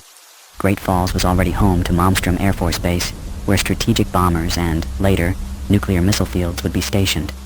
Any unknown aerial activity near Great Falls carried implications far beyond curiosity. By the time Air Force investigators arrived, the object was gone. But detailed witness statements, radar logs, and transcripts of tower communications were preserved. The testimonies painted a consistent picture. A glowing object, round and structured, tracked both visually and on radar, performing maneuvers beyond conventional aircraft. Project Blue Book analysts interviewed the witnesses carefully. Their reports were consistent, sober, and precise. These were trained observers, used to scanning skies for aircraft and reading radar. They could distinguish stars from planes, reflections from solid targets. What they had seen was none of those things. The Air Force tried several explanations.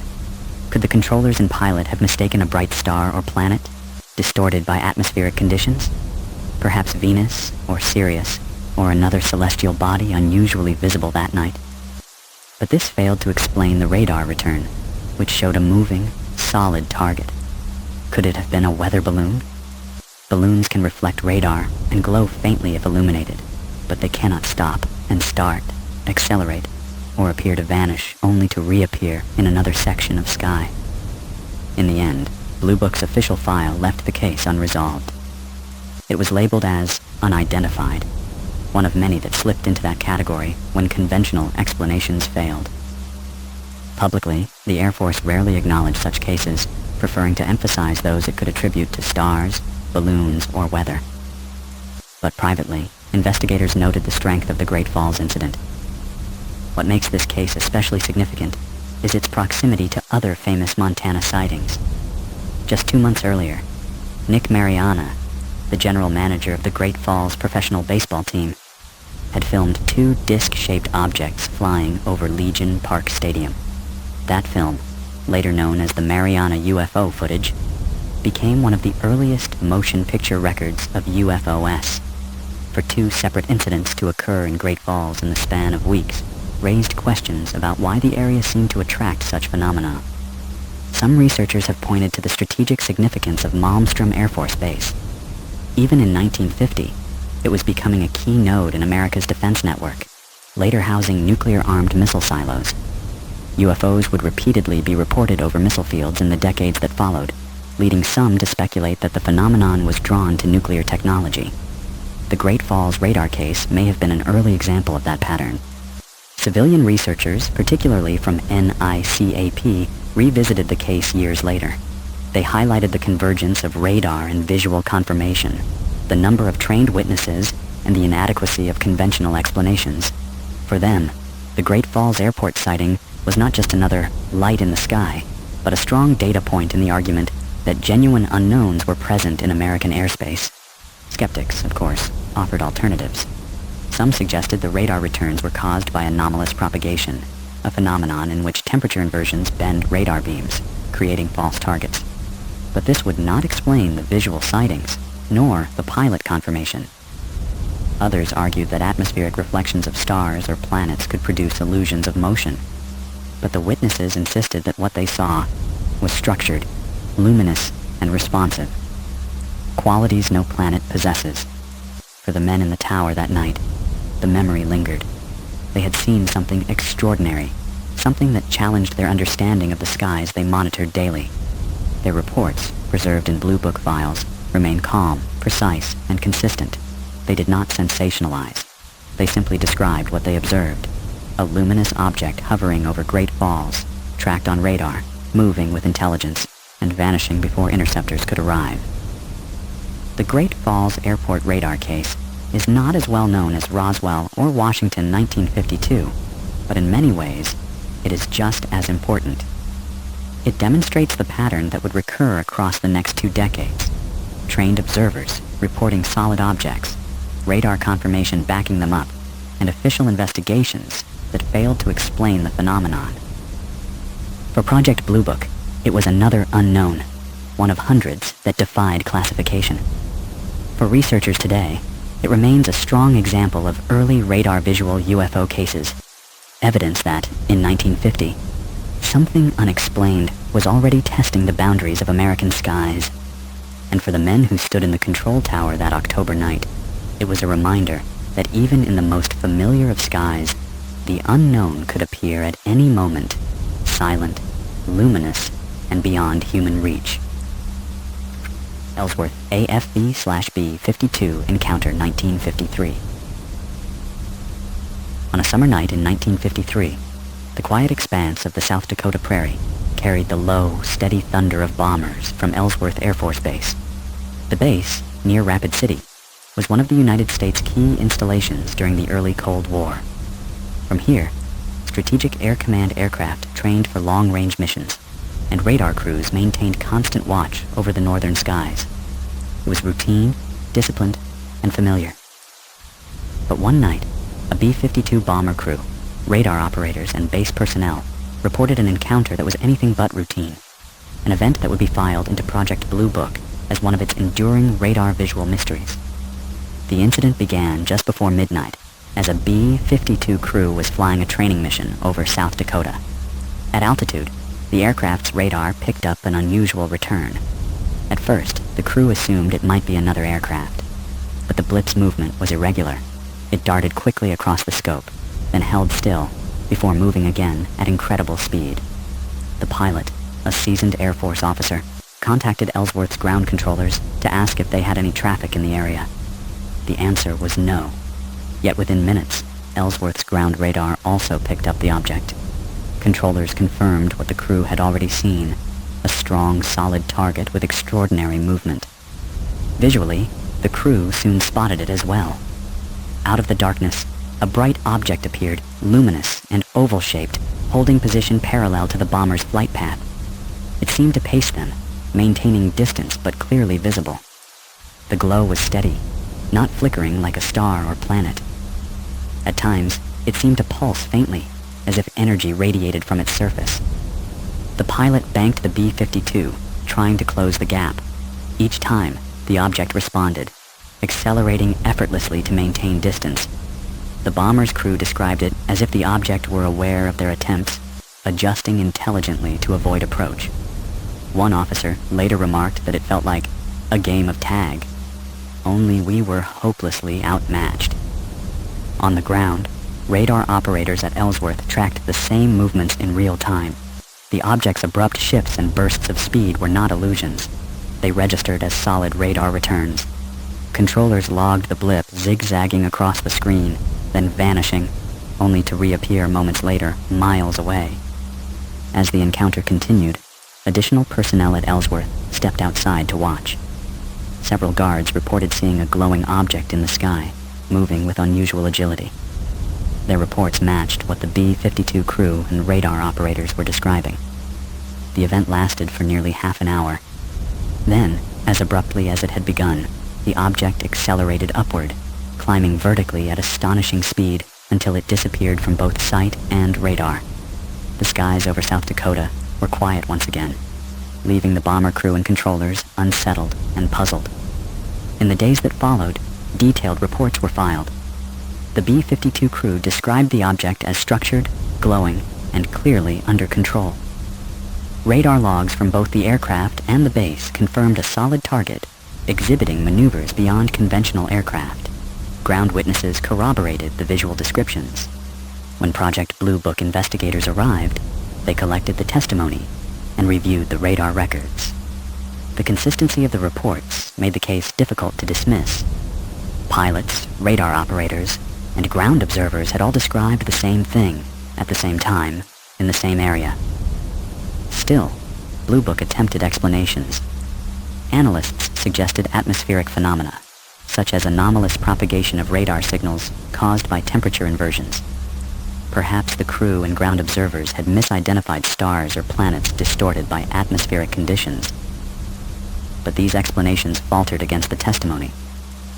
Pilots familiar with celestial navigation did not mistake stars for glowing, maneuvering objects. Radar operators trained to recognize false returns insisted the object's movements were real, not atmospheric artifacts. In the end, Blue Book quietly classified the case as unidentified. It was one of many incidents in which the evidence was too strong to explain away, yet too politically sensitive to acknowledge publicly. For the B-52 crew, the memory lingered. They had faced an object that outpaced their bomber, evaded every attempt at approach, and displayed control and intelligence. To them, it was not a natural phenomenon. It was something structured, technological, and unknown. The Ellsworth encounter was not an isolated incident. Throughout the 1950s and 1960s, UFOs were repeatedly reported near strategic air command bases and nuclear installations. Malmstrom, Minot, and other northern bases would all log similar sightings. Glowing objects tracked on radar, pacing bombers, and hovering over missile fields. Some researchers argue that these incidents suggest a focused interest in America's nuclear arsenal. Civilian investigators later highlighted the Ellsworth case as one of Blue Book's stronger entries. It combined multiple data sources, radar, visual, ground, and airborne witnesses, with no satisfactory explanation. For NICAP and other research groups, it was clear evidence that the Air Force was downplaying serious encounters. Skeptics, as always, offered alternatives. Some argued for meteors, which can produce bright lights and radar returns. Others suggested misidentifications of aircraft lights. But meteors do not hover, pace bombers, or reappear in the same area after vanishing. Aircraft lights cannot account for radar returns moving at thousands of miles per hour. For those who experienced it, there was no doubt. They had been shadowed by something extraordinary over the South Dakota plains, something that displayed capabilities far beyond anything in human hands. The Ellsworth B-52 encounter reflects the larger tension within Project Blue Book. Cases like this, well-documented, multi-witness, radar visual events, were acknowledged quietly, but rarely publicized. They were filed as unknowns, but the Air Force preferred to emphasize the majority of sightings it could explain. In doing so, it buried some of its strongest evidence in plain sight. Today, the Ellsworth case stands as a reminder of that buried evidence. It shows how, even in 1953, highly trained personnel were reporting encounters that defied explanation, encounters that hinted at technology beyond the known. For the men of that B-52 and the controllers at Ellsworth, the night was unforgettable. They had looked into the sky and seen something that should not have been there, something that evaded pursuit, mocked their instruments, and vanished into the stars. And though Project Blue Book filed it away, the memory of that luminous intruder over South Dakota remains, another fragment of history, preserved in testimony and radar logs, pointing toward a mystery that still endures. Oklahoma Highway Encounter, 1952. The highways of rural Oklahoma are long, flat, and often deserted at night, stretching out like dark ribbons under wide skies. On one of those nights in August 1952, two state troopers patrolling a quiet stretch of road would come face to face with an extraordinary sight. What they reported? An oval-shaped, glowing craft hovering low over the highway, radiating heat, and moving with intelligent control, would become one of the more striking entries in the Project Blue Book files. It began just after midnight, when officers Charles Nash and Buddy Roberts of the Oklahoma Highway Patrol were making their rounds near the town of Davis. The night was clear, with stars visible across the entire sky. Traffic was light, and the patrol car's headlights illuminated only the immediate stretch of blacktop in front of them. Then, without warning, something bright appeared ahead. Hovering just above the road, perhaps 50 feet off the ground, was a luminous disc-shaped object. At first, the officers slowed, unsure if they were seeing an aircraft in distress. But as they drew closer, the strangeness of the sight became undeniable. The object glowed with a brilliant white light, tinged faintly with orange at the edges. It was silent, perfectly still, and unlike anything either man had seen before. The officers stopped the patrol car and stepped out, their eyes locked on the hovering craft. Both later estimated it to be around 30 feet in diameter, with a flat underside and a slightly domed top. It seemed to shimmer as if radiating heat. Nash later reported that he could feel warmth on his face and arms as he stood outside the car, though the air itself was cool. For several moments, the two men simply watched in awe. Then, as if reacting to their presence, the object moved. It rose slowly, climbing to an altitude of about 150 feet, then tilted slightly and began to glide across the highway. Its movement was smooth, deliberate, and eerily controlled. The troopers jumped back into their car and gave chase. They accelerated down the empty road, headlights blazing, while the glowing disc drifted ahead of them. No matter how fast they drove, 70, 80 miles per hour, the object remained just out of reach, silently gliding along the same course. At one point, the craft stopped abruptly, hovering directly above a field adjacent to the highway. Nash pulled the patrol car to the side of the road, and both officers stepped out once more. The object hung silently over the field, its light casting an otherworldly glow across the grass. Cows in a nearby pasture became restless, lowing and shifting nervously. The heat radiating from the object was more noticeable now, as if it were projecting energy downward. Suddenly, the disk shot upward at tremendous speed. Within seconds, it had vanished into the starry sky. The two troopers stood stunned, trying to process what they had just seen. The entire encounter had lasted only minutes, but it had left a powerful impression. They had witnessed something real, structured, and beyond their understanding. Back at headquarters, Nash and Roberts filed a detailed report. Their accounts were consistent, describing the same size, shape, altitude, and movements. They emphasized the silence of the object, the heat it radiated, and its sudden vertical departure. For both men, the experience was unlike anything they had ever encountered in their years on the force. The Air Force soon learned of the case and logged it under Project Blue Book. Investigators interviewed both troopers. The men's reputations preceded them. They were respected officers, not prone to exaggeration or wild claims. Their testimony was calm, precise, and professional, exactly what one would expect from trained law enforcement. Blue Book analysts reviewed the details. At first, they considered whether the troopers had seen a meteor, but meteors flash across the sky in seconds, leaving trails of light. They do not hover 50 feet above a highway, radiate heat, and then ascend vertically. Another possibility was ball lightning, but this too was weak. Ball lightning is rare, short-lived, and chaotic. It does not appear as a structured disc-shaped object with controlled movements. Some suggested the officers had seen a helicopter, yet no helicopter was reported in the area, and in any case, helicopters are noisy, easily identifiable by their rotor sounds. The object had been completely silent, nor could it have been an aircraft. Airplanes cannot hover motionless, nor accelerate vertically into the sky without sound or contrail. Faced with these contradictions, Blue Book quietly left the case as unidentified.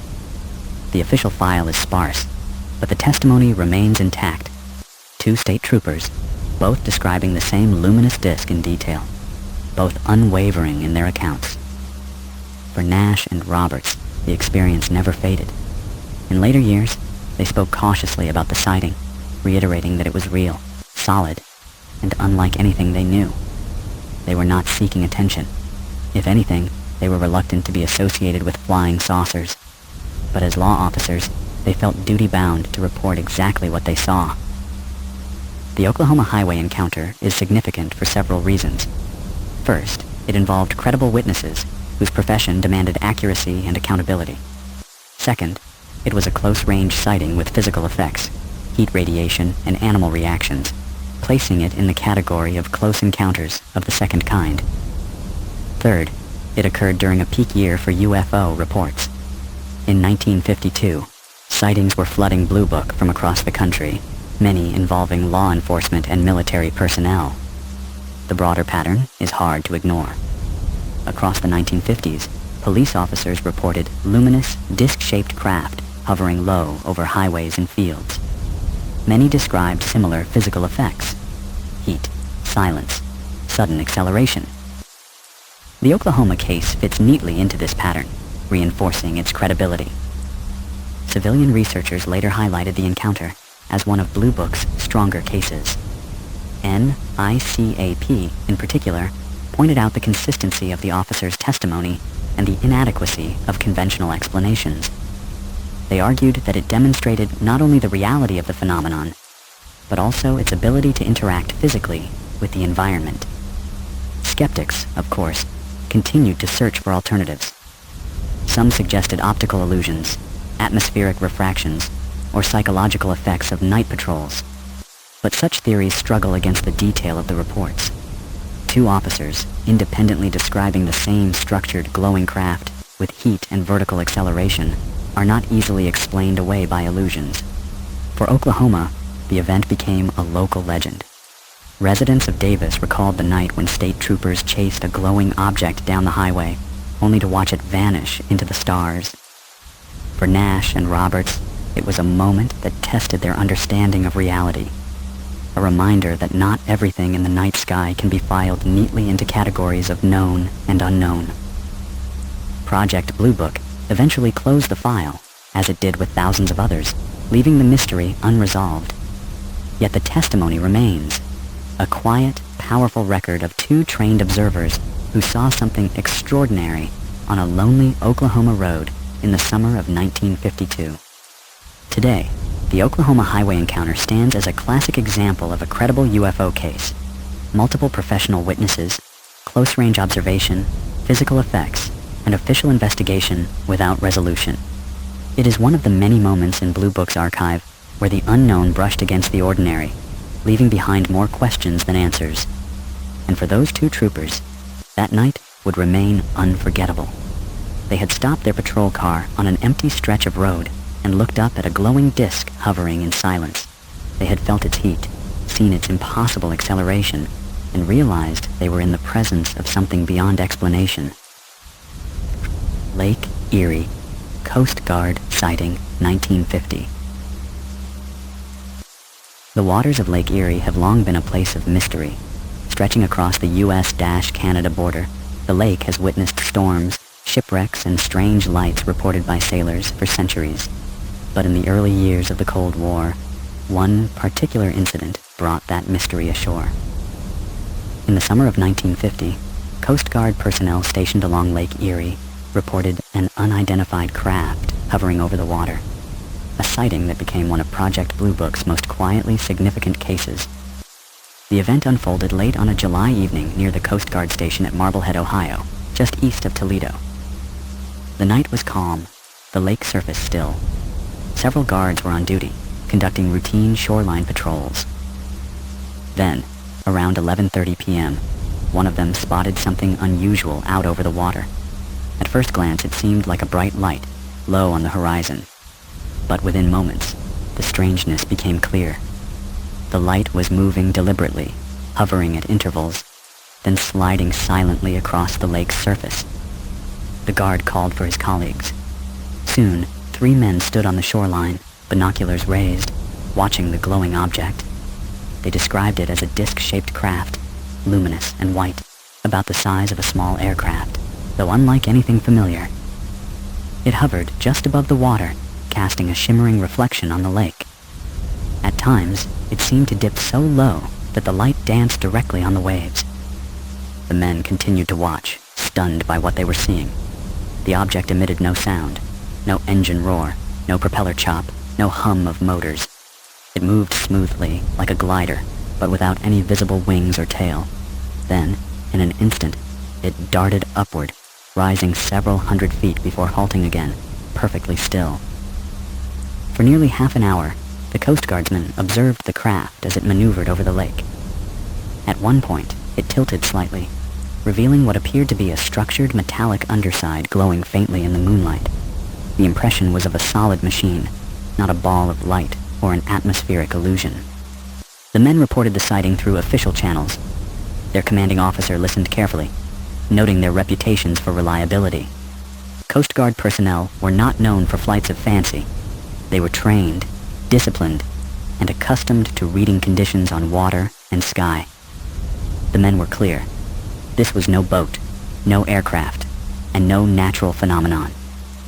When Air Force intelligence officers learned of the incident, they included it in the growing files of Project Blue Book.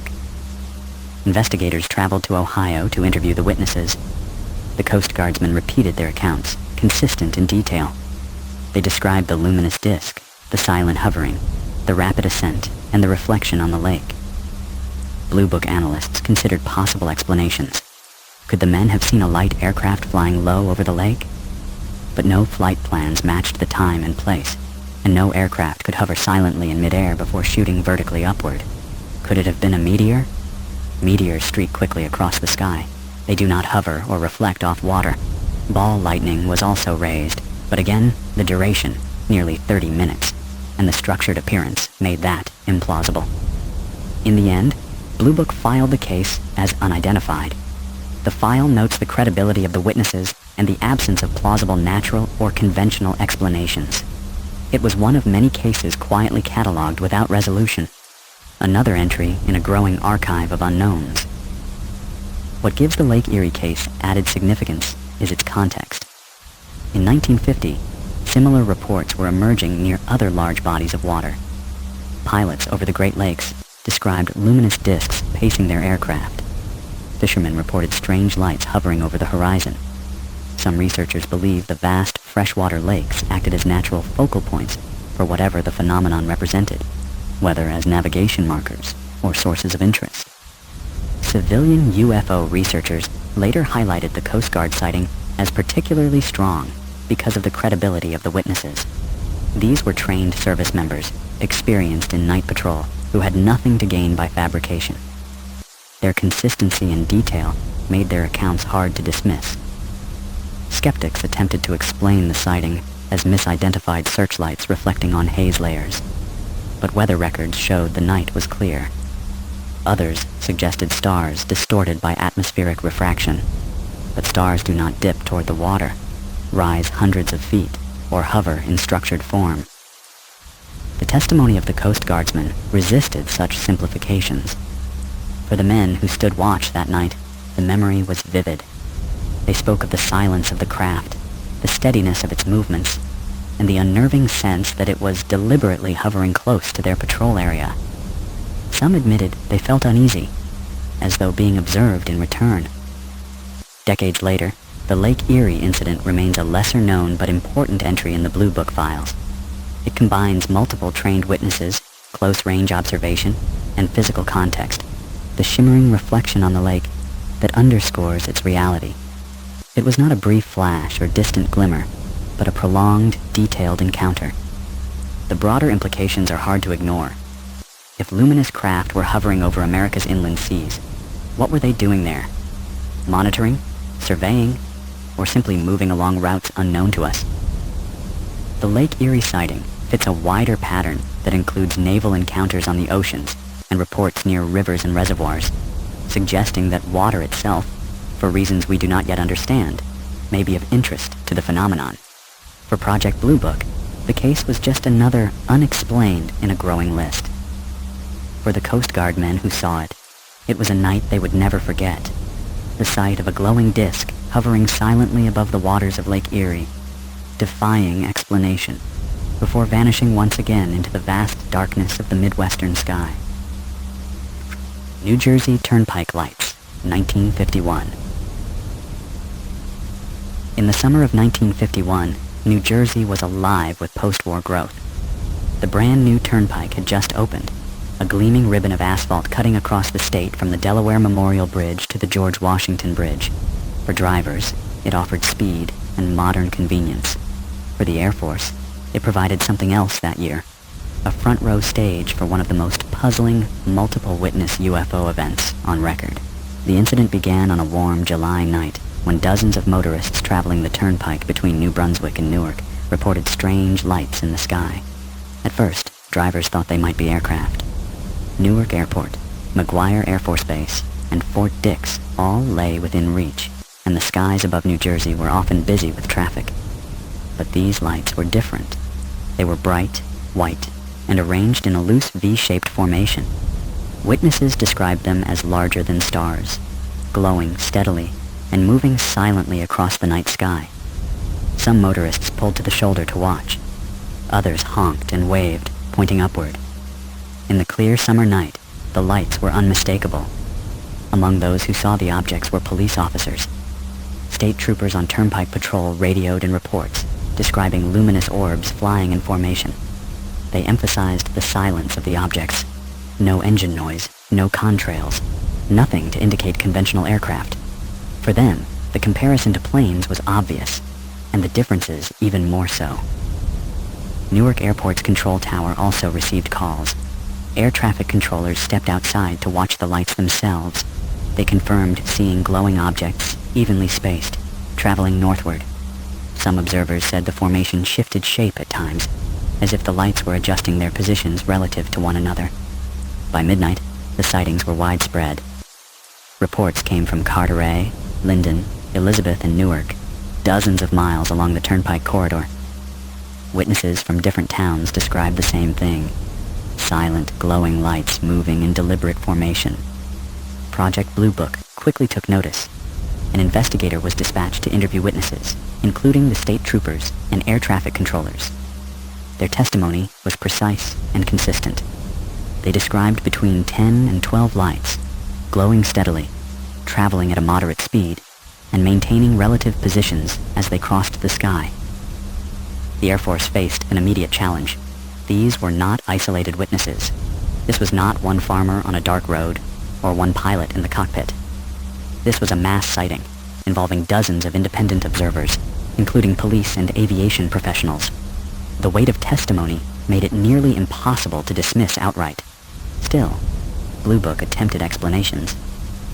The official report suggested the lights might have been stars distorted by atmospheric conditions, or possibly military aircraft seen at unusual angles.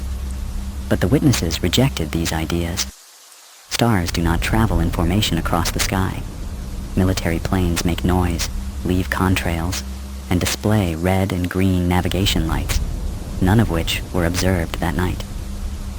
Some skeptics propose that the lights were searchlights reflected on low clouds, but weather records showed clear skies over New Jersey that night, with no significant cloud cover.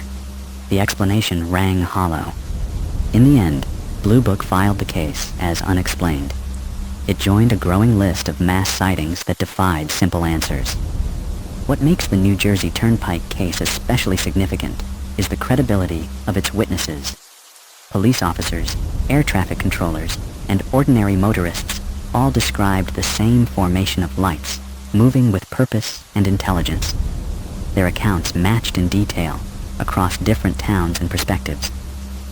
Civilian researchers later revisited the case, noting its resemblance to other formation sightings of the era. In 1952, a year later, Washington, D.C. would see its own wave of luminous objects tracked on radar and confirmed visually. The Turnpike lights seemed to foreshadow that event, demonstrating the same pattern of glowing objects moving deliberately across populated skies. For the motorists who pulled to the shoulder that night, the sight was unforgettable. They had expected a routine drive on America's newest highway, only to find themselves staring at something extraordinary above. For the police officers, the memory was sharper still. They filed reports, confident in their accuracy, only to see their accounts softened by official explanations. In New Jersey newspapers, the story ran for several days. Headlines mentioned mysterious lights seen by police, motorists, but coverage faded quickly as the Air Force suggested conventional causes. For the public, the incident became just another rumor in a summer already filled with flying saucer stories. Yet in UFO research circles, the New Jersey Turnpike lights remain a landmark. They demonstrate the core elements of a strong case: multiple independent witnesses, professional observers, mass corroboration, and inadequate official explanations. They also highlight the pattern of Blue Book's handling: investigate, suggest weak alternatives, file as unexplained, and move on.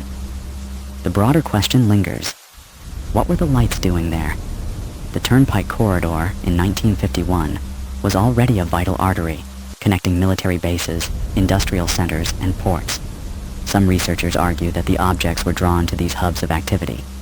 Others suggest the formation itself indicated reconnaissance, with the lights scanning the area in deliberate order. For those who were there, the speculation matters less than the memory. The motorists who stopped, the officers who radioed in, and the controllers who stepped outside all agree. They saw something real, luminous, and beyond explanation. Today, the New Jersey Turnpike lights of 1951 stand as one of the best documented mass sightings of the early UFO era. They represent a moment when the ordinary flow of post-war America, cars on a new highway, planes in the sky, was interrupted by something extraordinary, something that hovered, glided, and vanished without sound, leaving only puzzled witnesses and unexplained reports. And for those who looked up that July night, the lights above the Turnpike were not stars, not planes, and not reflections. They were something else, something still unexplained more than 70 years later. Loch Raven Dam Sighting, 1953. Baltimore, Maryland is a city defined by its waterways. The Chesapeake Bay and its tributaries provide not only beauty, but also the lifeblood of commerce, shipping, and energy. Just north of the city lies Loch Raven Reservoir, where an imposing concrete dam provides fresh water and hydroelectric power to the region. It is a place of quiet beauty, rolling hills, still waters, and dense woods that frame the man-made lake. But on the evening of October 26, 1953, the dam became the backdrop for one of the most startling close encounters recorded in the early years of Project Blue Book. Two young men, 24-year-old Philip Small and 26-year-old Alvin Cohen, were driving north across the dam's narrow roadway just before 11 p.m. The night was cool and still, with a clear sky overhead. As they approached the center span of the dam, their headlights illuminated something unusual. Suspended just above the road ahead of them was a massive, egg-shaped craft. The object appeared to hover silently, filling the width of the roadway. Small and Cohen slammed on the brakes, bringing their car to a screeching halt. Both men later described the object as metallic, glowing faintly with a bluish-white light. It had no wings, no tail, and no obvious source of propulsion. Its surface was smooth and seamless, reflecting the light from their headlights. As the two men stared in shock, the car's engine sputtered and died. The headlights flickered out, plunging the dam into darkness.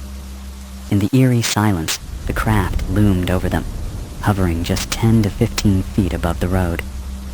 Cohen later said it felt as though the object were deliberately disabling their car, exerting some kind of force field or energy that interfered with the electrical system. The encounter lasted several tense minutes. The two men sat frozen, watching the craft as it hovered without motion. Cohen reached for the door handle, considering stepping outside, but Small stopped him. They both felt an overwhelming sense of awe and fear, certain that what they were witnessing was not a conventional aircraft. Then, without warning, the craft tilted slightly, as if adjusting orientation. Slowly, it began to rise. The car's headlights flickered back on, the dashboard lights returned, and the engine roared back to life. The young men watched as the object climbed silently above the reservoir, gaining altitude before shooting off into the night sky at incredible speed. Shaken, but resolute, Small and Cohen drove immediately to the Baltimore County Police Department. They filed a detailed report of the encounter, describing the size, shape, color, and behavior of the craft. Their testimony was consistent, calm, and precise. The police, while skeptical, noted their sincerity. The case was forwarded to the Air Force and entered into the growing files of Project Blue Book. Investigators interviewed both men separately. Their accounts matched closely. They described the craft as egg-shaped, about 100 feet long and 40 feet high, hovering just above the roadway. They both emphasized the sudden failure of their car's engine and lights, which returned to normal only after the object departed. This detail, mechanical interference, would later be classified as a close encounter of the second kind. The Air Force searched for conventional explanations. Could the men have misidentified a blimp? But no blimps were flying that night, and blimps do not disable car engines or vanish at high speed. Could it have been a helicopter? None were operating in the area, and helicopters make noise. This craft was silent. Ball lightning was considered, but the structured, metallic appearance of the object made that explanation unlikely. Ultimately, Blue Book filed the Loch Raven case as unexplained. The significance of the encounter lies in its clarity and its detail. Two credible witnesses, both young but reliable, saw a structured craft at close range. They reported physical effects on their vehicle, a phenomenon consistent with other UFO cases of the 1950s, such as Levelland, Texas, in 1957. The parallels are striking. Glowing, egg-shaped craft, vehicle engines stalling, electrical systems failing, and sudden departures into the night sky. In later years, civilian researchers highlighted the Loch Raven case as one of the strongest examples of a classic road encounter. It had all the hallmarks: credible witnesses, close proximity, physical interference, and immediate reporting to authorities. NICAP listed it prominently in their catalog of unexplained cases pointing out that Blue Book's own investigation had no prosaic solution. For skeptics, alternative explanations were thin. Suggestions that the men had seen a star, planet, or meteor were absurd in light of the physical details. Others argued they may have misjudged an ordinary aircraft. But the combination of size, silence, proximity, and vehicle interference makes such arguments implausible. The encounter also carries symbolic weight. Dams and reservoirs, like nuclear plants, were vital to America's infrastructure in the Cold War era. Reports of UFOs near such facilities raise questions about whether these objects were monitoring, testing, or simply observing sites of strategic importance. Loch Raven was not a military base, but it was a key part of Baltimore's water and power supply. Its significance may have drawn interest from whatever intelligence operated the craft. For Small and Cohen, the experience never faded. Both men maintained their accounts in later years, insisting on the accuracy of what they saw. They were reluctant to speak publicly, fearing ridicule, but they never wavered in private. To them, it was an unforgettable night when the ordinary drive across a dam became a confrontation with the extraordinary. Today, the Loch Raven Dam sighting stands as one of Project Blue Book's classic cases of close encounter. It demonstrates the strength of multiple witness testimony, the importance of physical effects, and the inadequacy of conventional explanations. It also underscores a pattern. The phenomenon often appears not in the skies above cities or battlefields, but in quiet, remote places, lonely highways, reservoirs, and small towns, where ordinary people stumble upon the extraordinary. In the stillness of that October night, the reservoir reflected the stars above and the headlights of a stalled car. Hovering above it all was a glowing, egg-shaped craft, silent, luminous, and unexplained. For two young men on a late drive, it was a moment that would change their understanding of the world forever. And for us today, it remains a fragment of history preserved in official files. A reminder that even in the most ordinary places, the unknown can appear without warning, leaving only testimony, unanswered questions, and the quiet certainty that something beyond explanation once hovered above a Maryland dam. Wurtsmith, AFB, radar case, 1952.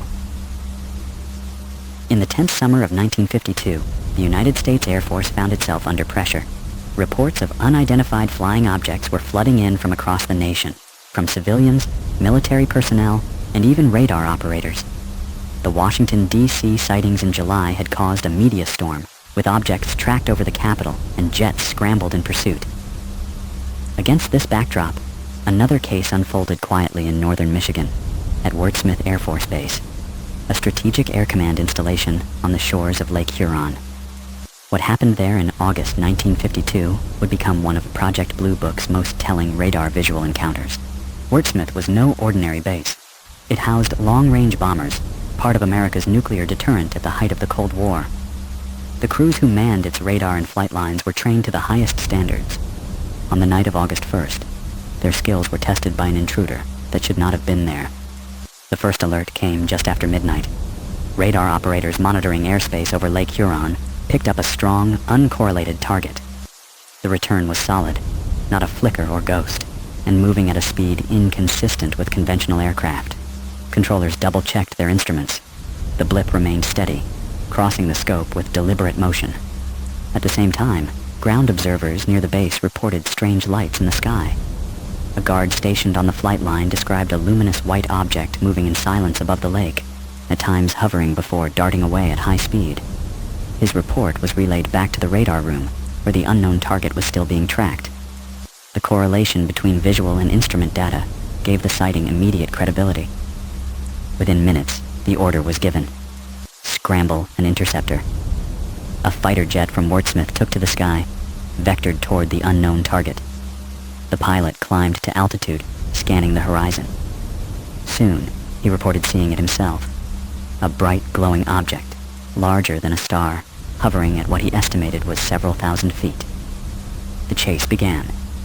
Each time the jet closed distance, the object accelerated away, maintaining a buffer zone that the pilot could not overcome. On radar, controllers watched as the two blips danced across the screen, The jet in pursuit. The unknown pulling away with bursts of impossible speed. The pilot attempted to climb above the object, but it shot vertically upward, vanishing from both sight and radar in seconds. Controllers logged its speed as excessive, beyond capability of known aircraft. The jet circled the area, but the sky was empty. The pursuit had ended as abruptly as it began. When the pilot returned to base, he filed a detailed report. He described the object as luminous, round, and under intelligent control. It made no sound, displayed no wings or tail, and performed maneuvers no conventional aircraft could execute. His account matched what ground observers had seen and what radar had tracked. Project Blue Book investigators arrived within days. They interviewed the radar operators, the pilot, and the ground witnesses. The testimony was consistent. An unidentified, luminous object had been observed visually and tracked on radar, performing extraordinary maneuvers and evading an interceptor. The Air Force faced the same dilemma it had faced in Washington just weeks earlier. The evidence was strong. Radar confirmation, visual sightings, trained military witnesses, and attempted interception. Yet acknowledging an unknown intruder over a strategic air command base was politically dangerous. The public was already on edge after the Capitol sightings. Another strong case would only fuel speculation. Blue Book analysts considered explanations. Could the radar returns have been caused by anomalous propagation? A temperature inversion creating false targets? Possibly. But this would not explain the visual sightings by ground observers and the pilot. Could the lights have been stars or planets misidentified? No. Stars do not evade jets or vanish from radar. Ball lightning or meteors were also suggested. But again, the structured maneuvers and extended duration made these implausible. Ultimately, the Wurtsmith case was filed as unidentified. Officially, the Air Force said little. Unofficially, it joined a growing list of cases that demonstrated the limitations of conventional explanations. For the men who witnessed it, the event was unforgettable. The radar operators, accustomed to filtering out anomalies, knew this was no ghost. The pilot, trained to intercept Soviet bombers, knew what aircraft could and could not do. The ground guards, used to watching the skies above Lake Huron, knew the difference between stars and something extraordinary. The significance of the Wurtsmith incident lies not only in its details, but in its location. Like other bases in the northern tier of the U.S., Wurtsmith was central to America's nuclear posture. That unidentified craft were repeatedly reported near such installations suggests a pattern, an interest in strategic sites that extended far beyond coincidence. Civilian researchers later highlighted the Wurtsmith case as one of Blue Book's stronger radar visual incidents. NICAP in particular emphasized the convergence of data, radar, visual, and pilot testimony, all consistent, all pointing to something real. They argued that the Air Force's silence reflected not a lack of evidence, but an unwillingness to admit what the evidence showed. Skeptics, of course, continued to search for alternatives. Some clung to the inversion theory, others to misidentifications. But the testimony of trained personnel, combined with radar confirmation, resisted such dismissal. In the broader context of 1952, the Wurtsmith encounter fit a troubling pattern. Across the country, radar operators were logging unknown targets, pilots were chasing luminous objects, and Blue Book was struggling to maintain control of the narrative. The Washington sightings may have drawn headlines, but cases like Wurtsmith demonstrated that the phenomenon was not confined to the capital. It was nationwide, and it was happening near America's most sensitive military sites. For the men at Wurtsmith that August night, the memory was clear. An unknown intruder, luminous and silent, tracked on radar and chased into the sky, only to vanish at impossible speed. For the Air Force, it was another unidentified filed away in Blue Book's growing archive. And for us today, it remains one of the enduring cases of the UFO mystery. A structured object, confirmed on instruments and by eyewitnesses, evading pursuit over a strategic air command base. A reminder that in 1952, as America looked nervously toward the Soviet Union, something else was already watching from above. Haneda AFB, radar visual, Japan, 1952. The summer of 1952 was one of the most intense periods in UFO history. Across the United States, a flood of sightings had culminated in the famous Washington National Radar Visual Cases, where unknown objects penetrated the skies over the Capitol. But the phenomenon was not limited to American airspace. In the early hours of August 5th, 1952, halfway across the world at Haneda Air Force Base in Tokyo, U.S. Air Force personnel witnessed and tracked an object that would become one of Project Blue Book's most compelling international cases. Haneda AFB was a major hub of U.S. operations in post-war Japan. Located on the edge of Tokyo Bay, the base handled air transport and logistics in the Pacific, and its radar systems maintained constant watch over the region. Security was tight, and the men stationed there were trained to identify and respond to aerial threats. When an unidentified object appeared on radar just after midnight, the situation quickly escalated. The first alert came from ground radar operators. They picked up a solid, uncorrelated return near the base. The blip was sharp, steady, and moving at an altitude of roughly 10,000 feet. As controllers tracked the target, they confirmed that no scheduled flights were in the area. The radar echo was not a ghost or atmospheric anomaly. It was a real object. Within minutes, visual confirmation came from the ground. Several airmen stepped outside to scan the skies. To their astonishment, they saw a bright, luminous object hovering above the bay. Described as round or oval, glowing white with a faint bluish tinge, the object appeared solid and structured. It hovered silently, then began to move with deliberate, jerky motions, stopping, starting, and darting at speeds far beyond conventional aircraft. Tower personnel joined the observation, watching through binoculars as the object maneuvered. At times, it appeared to tilt, revealing a disc-like profile. Witnesses emphasized its silence. Despite its apparent size, large enough to be visible at significant distance, it made no noise. The Air Force responded quickly. A night fighter, an F-94 Starfire jet, was scrambled from nearby Johnson Air Base to intercept. The radar operator on board locked onto the target, confirming the ground radar returns.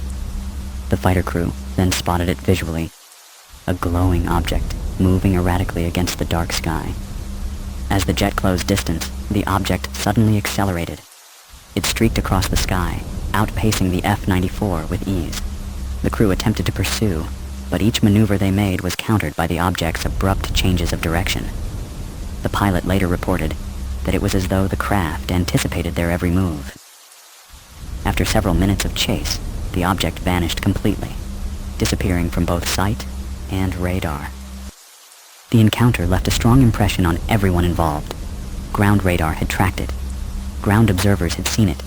The interceptor's radar had locked onto it, and the pilots had visually confirmed it, describing its glowing, disc-like form and extraordinary maneuvers. The convergence of data sources, radar and visual, made this one of the most credible UFO cases of the early 1950s. Project Blue Book received the reports promptly. Investigators collected radar logs, pilot testimony, and statements from tower personnel. The consistency of the accounts was undeniable. This was no single misperception or hallucination. It was a coordinated event observed by dozens of trained personnel. Yet, as always, the Air Force sought explanations. Analysts suggested temperature inversions could have caused false radar returns, but that did not explain the visual sightings by multiple observers, nor the interceptor's radar lock-on. Others suggested the pilots and ground personnel had mistaken a bright star or planet distorted by atmospheric conditions. But stars do not maneuver, hover, and outpace jet fighters. Some even floated the possibility of Japanese fishing boats using powerful searchlights, reflected in atmospheric haze. But again, this failed to account for the radar confirmation and the structured appearance of the object. In the end, Blue Book quietly filed the Haneda case as unidentified. Unlike some cases, where weak explanations were published, this one was strong enough that the official file admitted the evidence defied conventional analysis. For the personnel at Haneda, the experience was unforgettable. They had seen something extraordinary in the skies over Tokyo Bay, something luminous, structured, and responsive to pursuit. For the pilots who chased it, the memory was sharper still. They had locked onto a target, visually confirmed it, and yet been outmaneuvered at every turn. The significance of the Haneda case extends beyond Japan. It demonstrated that the phenomenon was not limited to the continental U.S. In the same year that Washington, D.C. saw radar visual sightings, American personnel on the other side of the world were logging nearly identical encounters. Luminous disks, radar confirmation, rapid acceleration, and evasion of interceptors. Civilian researchers later pointed to Haneda as one of Blue Book's best evidence cases. The combination of radar and visual data, multiple trained witnesses, and attempted military interception placed it in the top tier of unexplained incidents. NICAP and later UFO scholars cited it frequently, noting its parallels with cases at U.S. bases in Europe and the Pacific. Skeptics continued to argue for atmospheric explanations, but the convergence of radar and visual evidence made such theories increasingly difficult to sustain. As one researcher put it, stars don't appear on radar scopes, and radar ghosts don't tilt and glow. For Japan, the incident carried symbolic weight. The skies over Tokyo Bay, once filled with warplanes, now hosted American aircraft and bases, but on that August night, they also hosted something else, something that outmaneuvered the most advanced jets of the era and vanished without a trace. Today, the Haneda AFB radar visual case remains one of the most compelling in Project Blue Book's international files. It combines all the elements skeptics demand: multiple trained observers, instrument confirmation, pilot pursuit, and structured, unexplained behavior. It was not hearsay or rumor. It was documented, logged, and admitted as unidentified. For the men who stood on the tarmac that night, looking out over the still waters of Tokyo Bay, the sight was unforgettable. A luminous craft hovered above the horizon, tracked on radar, chased by jets, and gone in a flash. For them, it was proof that something extraordinary shared the skies with them. Something beyond explanation, something still unresolved more than 70 years later. Selfridge AFB Intruder, 1953. On the night of March 3rd, 1953, the icy winds of winter swept across Selfridge Air Force Base in Michigan. Located just north of Detroit, Selfridge was home to interceptor squadrons tasked with protecting America's industrial heartland during the tense early years of the Cold War. Its radar crews were trained to detect intruders from across the Canadian border, while its pilots stood ready to scramble at a moment's notice. But on this particular night, an unidentified object entered their skies, and the ensuing events became one of Project Blue Book's most quietly disturbing cases. The first alert came just after 9 p.m. Radar operators at Selfridge picked up a strong, unidentified target approaching from the northeast. At first, they assumed it was a routine flight out of Ontario, but the speed and trajectory didn't match any known traffic. The blip moved steadily across the scope, then abruptly slowed, hovering in place. Controllers were puzzled. Conventional aircraft did not behave this way. Outside, ground observers confirmed a strange light in the sky. Security police patrolling the flight line saw a bright, glowing object hovering silently above the base perimeter. Some described it as round, with a faint halo, larger than a star, but smaller than a full moon. It was not blinking like a navigation light. It was steady, luminous, and unnervingly silent. Within minutes, the order came: scramble an interceptor. An F-94 Starfire, the Air Force's all-weather jet fighter, roared into the night sky, its afterburner cutting across the frozen air. The pilot, Lieutenant John Williams, and his radar observer climbed rapidly, guided by ground control toward the unknown target. As the jet closed in, both men saw it with their own eyes, a glowing object hovering several thousand feet above the base. It appeared structured, disc-like, radiating a steady white light. The pilot attempted to close range, but each time he adjusted course, the object responded. It moved away smoothly, maintaining distance as though aware of their pursuit. On radar, both the interceptor and ground controllers tracked the same maneuvers. The object accelerated abruptly, then stopped, then darted off again, all in ways no aircraft of the day could match. The F-94 pushed its engines to maximum, but the unknown simply outpaced it. At one point, the crew reported that their instruments flickered briefly, though not enough to force them to break off.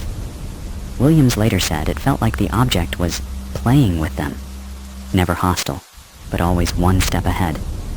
After nearly 20 minutes of pursuit, the object shot upward at incredible speed, vanishing from radar and sight in seconds. The chase was over. Back at Selfridge, controllers and pilots filed their reports. Ground observers described the hovering object, radar operators confirmed the anomalous blip, and the interceptor crew provided both visual and instrument testimony. All accounts were consistent: a glowing, disc-shaped object, responsive to pursuit, and capable of performance far beyond conventional aircraft. When Project Blue Book investigators reviewed the case, they quickly recognized its strength. It involved multiple data sources: ground radar, interceptor radar, ground witnesses, and aircrew. The event was logged in real time, corroborated across different observers. It was not a single person's story. It was a coordinated incident at a major Air Force base. Yet, as in so many cases, the official explanations were unsatisfying. Analysts suggested temperature inversions could have caused false radar returns, and that the pilots may have mistaken a bright star or planet for a moving object. But these ideas collapsed under scrutiny. Temperature inversions do not produce luminous objects tracked by multiple radars. Stars do not evade jet interceptors or vanish upward at incredible speed. Privately, the case was labeled unidentified. Publicly, it was downplayed, filed away among thousands of other Blue Book entries. For the men involved, this was frustrating. They knew what they had seen and tracked. It was real, solid, and extraordinary. The Selfridge incident is particularly significant because of its location and timing. Detroit in 1953 was the heart of America's defense industry, producing tanks, aircraft, and engines for the Cold War. Selfridge Air Force Base protected that industrial corridor. An unknown intruder hovering above it raised troubling questions. Was it a Soviet reconnaissance craft? Or was it something even stranger? Civilian researchers later highlighted the case as one of the stronger radar visual incidents in Blue Book's archive. NICAP pointed out its parallels with other base intrusions: radar confirmation, luminous objects, intelligent maneuvers, and jets outpaced. In fact, the Selfridge event fits into a broader pattern seen at bases like Wurtsmith, Minot, and Ellsworth, strategic installations attracting unexplained aerial visitors. For skeptics, explanations ranged from balloons to misidentifications of civilian aircraft, but none accounted for the radar data, the sudden accelerations, or the vertical departure. Balloons drift with wind. They do not hover and then streak upward. Civilian planes produce predictable radar signatures. They do not dance across scopes with erratic bursts of speed. For the men who experienced it, the memory lingered. Radar operators recalled the solid blip that defied expectations. Ground observers remembered the silent glow hanging above the base. And the F-94 crew, professionals trained to intercept Soviet bombers, were left humbled by an object that could not be caught. The case demonstrates the tension at the heart of Project Blue Book. On the one hand, investigators recognized strong evidence when they saw it: multiple witnesses, radar confirmation, military context. On the other hand, public pressure demanded reassurance. The result was a file quietly stamped unidentified, but never given the attention it deserved. Today, the Selfridge AFB intruder stands as a classic example of a credible UFO case. It had all the elements: professional witnesses, radar and visual confirmation, attempted interception, and extraordinary performance. It also carried the symbolic weight of location, an unknown craft hovering over one of America's most important industrial and military centers at the height of the Cold War. For the men who served that night, the experience was no illusion. It was a real encounter with something beyond explanation, a silent intruder that defied pursuit and left only questions in its wake. And for us today, it remains one of the enduring mysteries of the Blue Book files. What was the luminous visitor that came unannounced to the skies over Michigan in March 1953? A trick of radar and imagination, or a glimpse of something far more extraordinary? West Palm Beach Landing, 1952. The early 1950s were a peak period for UFO reports across the United States, and Florida was no exception. The state's wide skies, military installations, and coastal access made it a frequent setting for strange aerial encounters. But one case from West Palm Beach in 1952 stands out, not for lights in the distance or radar traces, but for what witnesses described as a landed craft on the ground. It became one of Project Blue Book's more unusual investigations, quietly logged yet never explained. The report came from a respected local resident, Mrs. Ruby Davis, who lived just outside West Palm Beach. On the evening of July 18, 1952, she was returning home along a rural road after visiting a friend. The night was clear, the air still. As she rounded a curve near an open field, she noticed a strange glow ahead. At first, she thought it was headlights from a vehicle that had pulled off the road, but as she drew closer, the light resolved into something far stranger. There, sitting on the ground in the field, was a luminous, disc-shaped object. Davis later described it as about 20 feet in diameter, glowing with a pale blue light that seemed to radiate from its surface. It was not blinding, but gave the entire field an eerie illumination. The object appeared metallic, with a domed top and a flat bottom. Startled, she pulled her car to the side of the road and turned off the engine. Sitting quietly, she watched the craft for several minutes. At one point, she thought she saw movement near the base of the object, shadowy figures, though she could not make out details. The impression was fleeting but unnerving. Suddenly, the object stirred. With a faint humming sound, it began to rise vertically. The glow intensified as it lifted off the ground, climbing smoothly into the night sky. Davis sat frozen, watching as the disk ascended silently before shooting off at remarkable speed, vanishing into the stars. Shaken but determined, she reported the sighting to local police the next day. Her account was taken seriously, largely because of her reputation in the community. Davis was considered reliable and level-headed, not prone to fantasy. The police forwarded the report to military authorities, and soon Project Blue Book investigators were in West Palm Beach. When interviewed, Davis stuck firmly to her account. She described the size, shape, color, and behavior of the craft in detail. She emphasized the glow, the faint humming, and the vertical takeoff. She admitted she could not be certain about the figures she thought she saw, but everything else she was sure of. Investigators visited the field where the landing occurred. They found no obvious physical evidence, no scorch marks, no depressions in the soil. But the grass in the area where Davis said the craft had rested appeared slightly discolored, as if affected by heat. Samples were collected, though no conclusive analysis was ever released. Blue Book analysts reviewed the case. Could Davis have mistaken an aircraft for a landed object? But no aircraft of the day could land silently in a field, glow, and then take off vertically. Could it have been a helicopter? Possible in theory, but helicopters are noisy, not luminous, and none were reported in the area. Could it have been a hoax? Investigators found no motive, and Davis herself was reluctant to even share her experience publicly, fearing ridicule.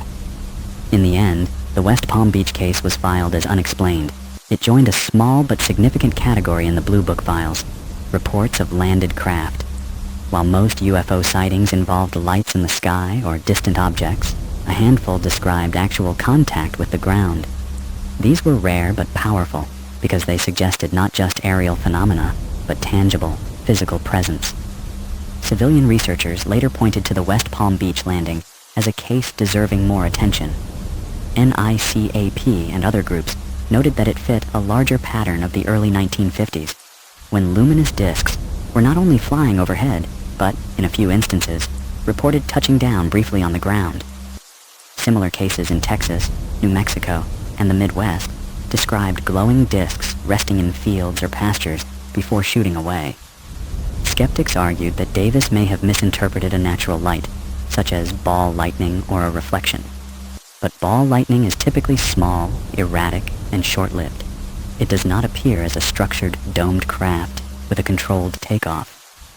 Reflections do not rise into the sky and vanish at speed. For Davis, the experience was unforgettable. She rarely spoke of it afterward, wary of the ridicule that often accompanied flying saucer stories.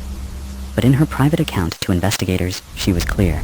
She had seen a glowing disc land in a field near West Palm Beach, watched it rise, and disappear into the night sky. The significance of the case lies in its intimacy. Unlike distant lights or radar traces, this was a close-range encounter, observed in detail by a credible witness. The description of a landed glowing disc matches other reports from the era, reinforcing the impression of a phenomenon that was not confined to the skies, but sometimes interacted with the ground environment. For Project Blue Book, the case was troubling. The absence of physical evidence limited their ability to analyze, yet the credibility of the witness made dismissal difficult. As with so many similar cases, the easiest path was to file it as unexplained and move on. Today, the West Palm Beach landing remains a quiet but important entry in the Blue Book archive. It is a reminder that not all UFO encounters involve fleeting lights in the sky. Some are far closer, more tangible, and harder to wave away.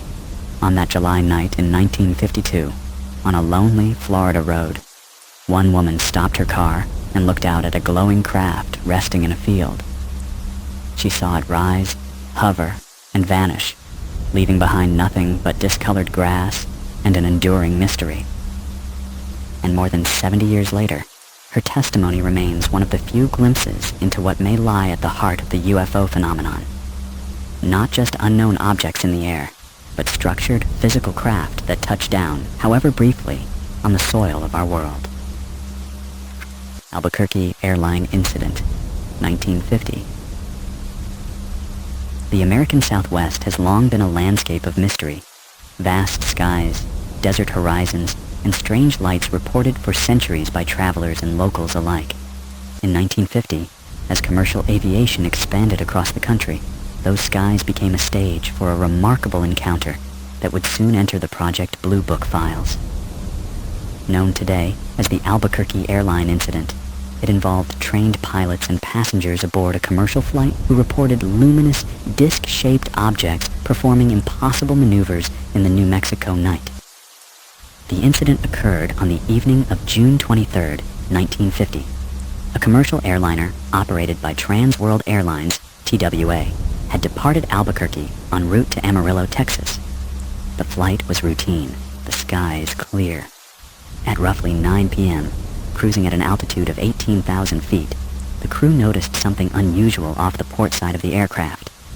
The captain, a veteran pilot named William Fortenberry, was the first to see it. At first glance, he thought it might be another plane, but within moments, the strangeness became clear.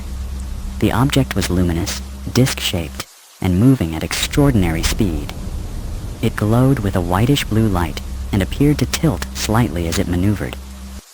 Fortenberry called his co-pilot's attention to it, and soon both men were observing the same thing. Passengers in the cabin also noticed the glowing object through the windows. Some pointed, whispering nervously, while others stared in silence. The captain, maintaining composure, reassured them that he was monitoring the situation. But privately, he admitted to being astonished. The object paced the airliner for several minutes, maintaining a parallel course at high speed. At times, it seemed to slow, almost hovering, before darting ahead once more.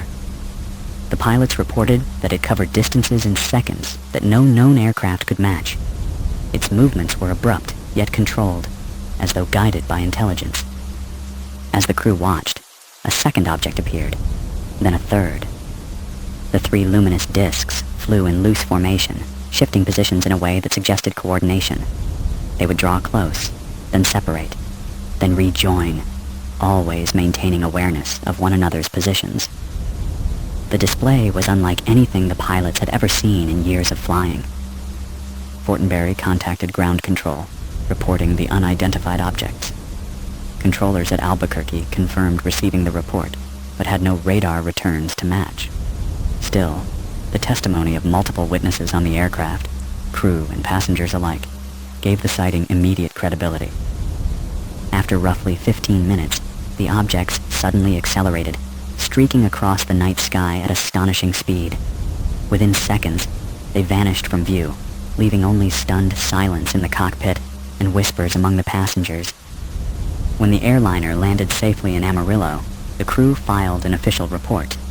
The passengers who had seen the objects corroborated the story, describing the same glowing discs maneuvering alongside the plane. The details were consistent: luminous, disc-shaped, moving with intelligence, and departing at impossible speed. Project Blue Book quickly logged the incident. Investigators interviewed the pilots, whose professional reputations lent weight to their testimony. Both men were experienced aviators, not prone to exaggeration or confusion. Their descriptions were precise, technical, and consistent with one another. Passengers' accounts matched as well, though less detailed. The Air Force considered possible explanations. Could the objects have been military aircraft? No flights were logged in the area at the time, and no known aircraft could perform the abrupt accelerations described. Could they have been meteors? Meteors flash across the sky in seconds. They do not hover, pace airliners, or maneuver in formation. Ball lightning? Unlikely, given the altitude, duration, and structured appearance. Blue Book's final classification was unidentified. The significance of the Albuquerque incident lies in its convergence of factors. It involved multiple trained pilots, credible civilian witnesses, extended duration, and detailed descriptions of structured objects.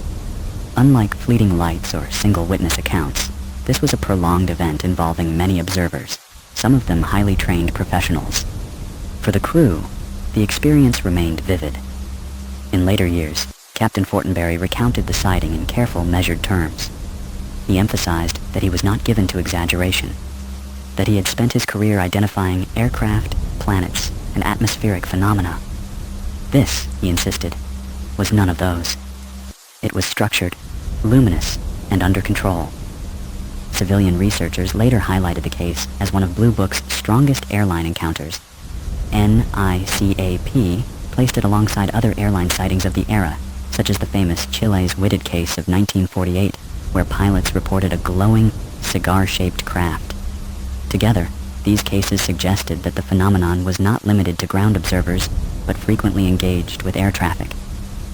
Skeptics attempted explanations.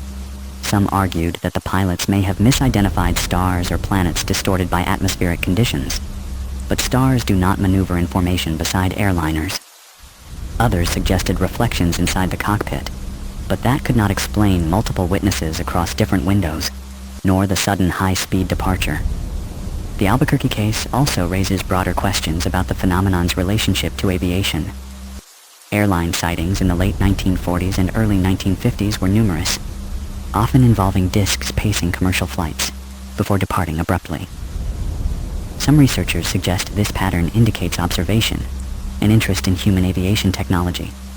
Others speculate about psychological impact, noting how such encounters left crews and passengers deeply unsettled. For Project Blue Book, the incident was one more in a growing list of unknowns. Officially, it was unexplained. Unofficially, it added to the mounting evidence that something extraordinary was sharing American skies in the early Cold War era. Today, the Albuquerque airline incident remains a quiet but compelling case. It is not as famous as Roswell or Washington, but in many ways it is stronger. Multiple trained witnesses, corroborating passengers, extended duration, and detailed description. It stands as an example of the kind of testimony that Project Blue Book often downplayed, but could never fully explain. For the passengers on that June evening, it was a night they never forgot. What began as a routine flight from Albuquerque to Amarillo turned into an encounter with 3 luminous discs that hovered, paced, and then vanished into the stars. For the pilots, it was confirmation that the skies they navigated daily still held mysteries beyond their charts and instruments.